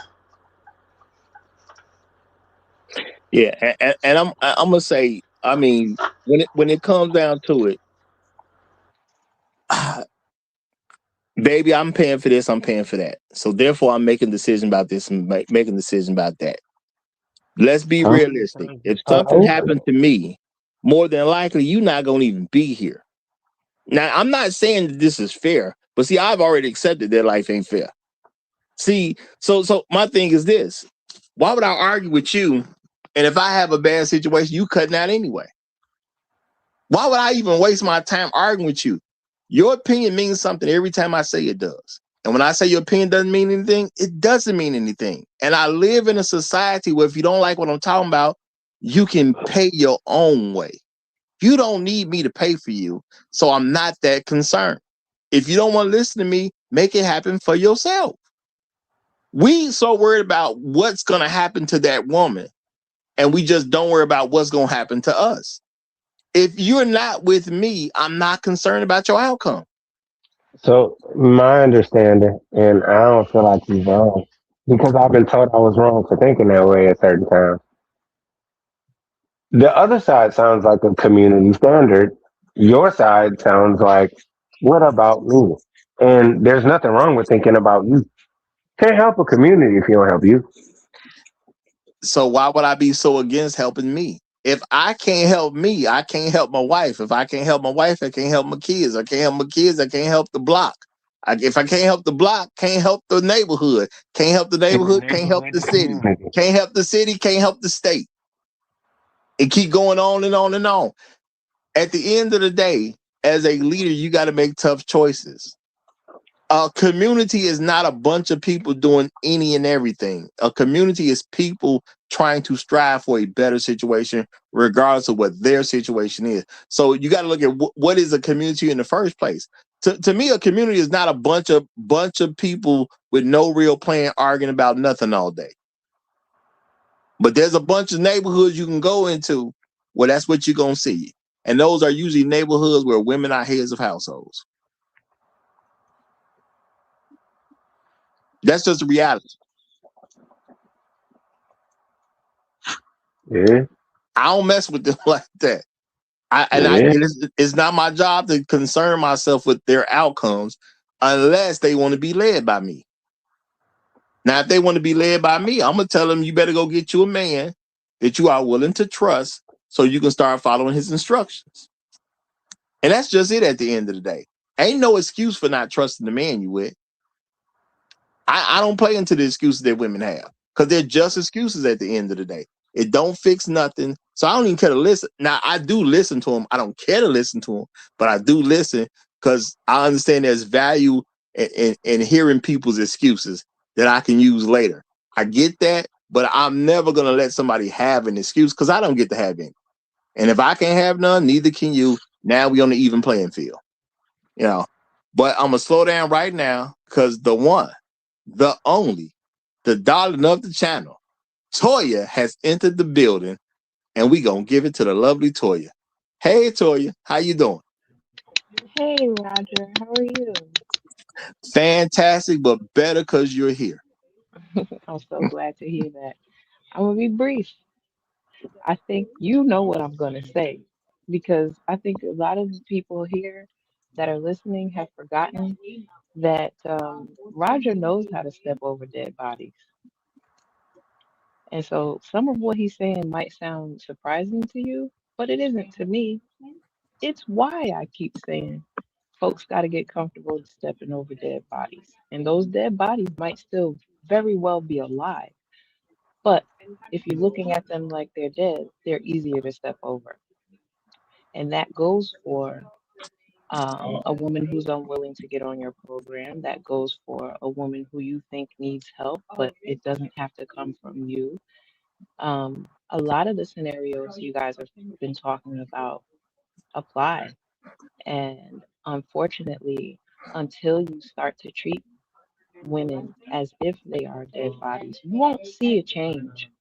You'll still have them feeling like, or us feeling like, we are owed your benevolence. when in actuality, the general majority of us have scoffed at it and spit in your faces for it. So it's important to kind of get familiar with the ruthless nice guy. That's it. Thank you for having me. Man, I appreciate you coming up, Toya. And you know what? We are so close to the 3 hour mark. I'm just gonna end the show with you right there. That's just gonna be the last word, y'all. I ain't asking for no last statements. Toya, I appreciate you a great deal. That was a great way to end the show, if you ask me. Hey, if you're new here, make sure you subscribe to the channel. We do this Monday through Friday, 9 a.m. Chicago time, not where you live, 9 a.m. Chicago time. We will be off for New Year's Day, y'all. The 6 national holidays, I do skip past the 6 national holidays. So we'll be off New Year's Day. But Monday through Friday, other than that, we going to be here. So make sure you subscribe. Make sure you tune in tomorrow. We will see y'all next time around. Toya has the last word. Long live the habitual line steppers. I'm Roger. I'm right. And I'm out.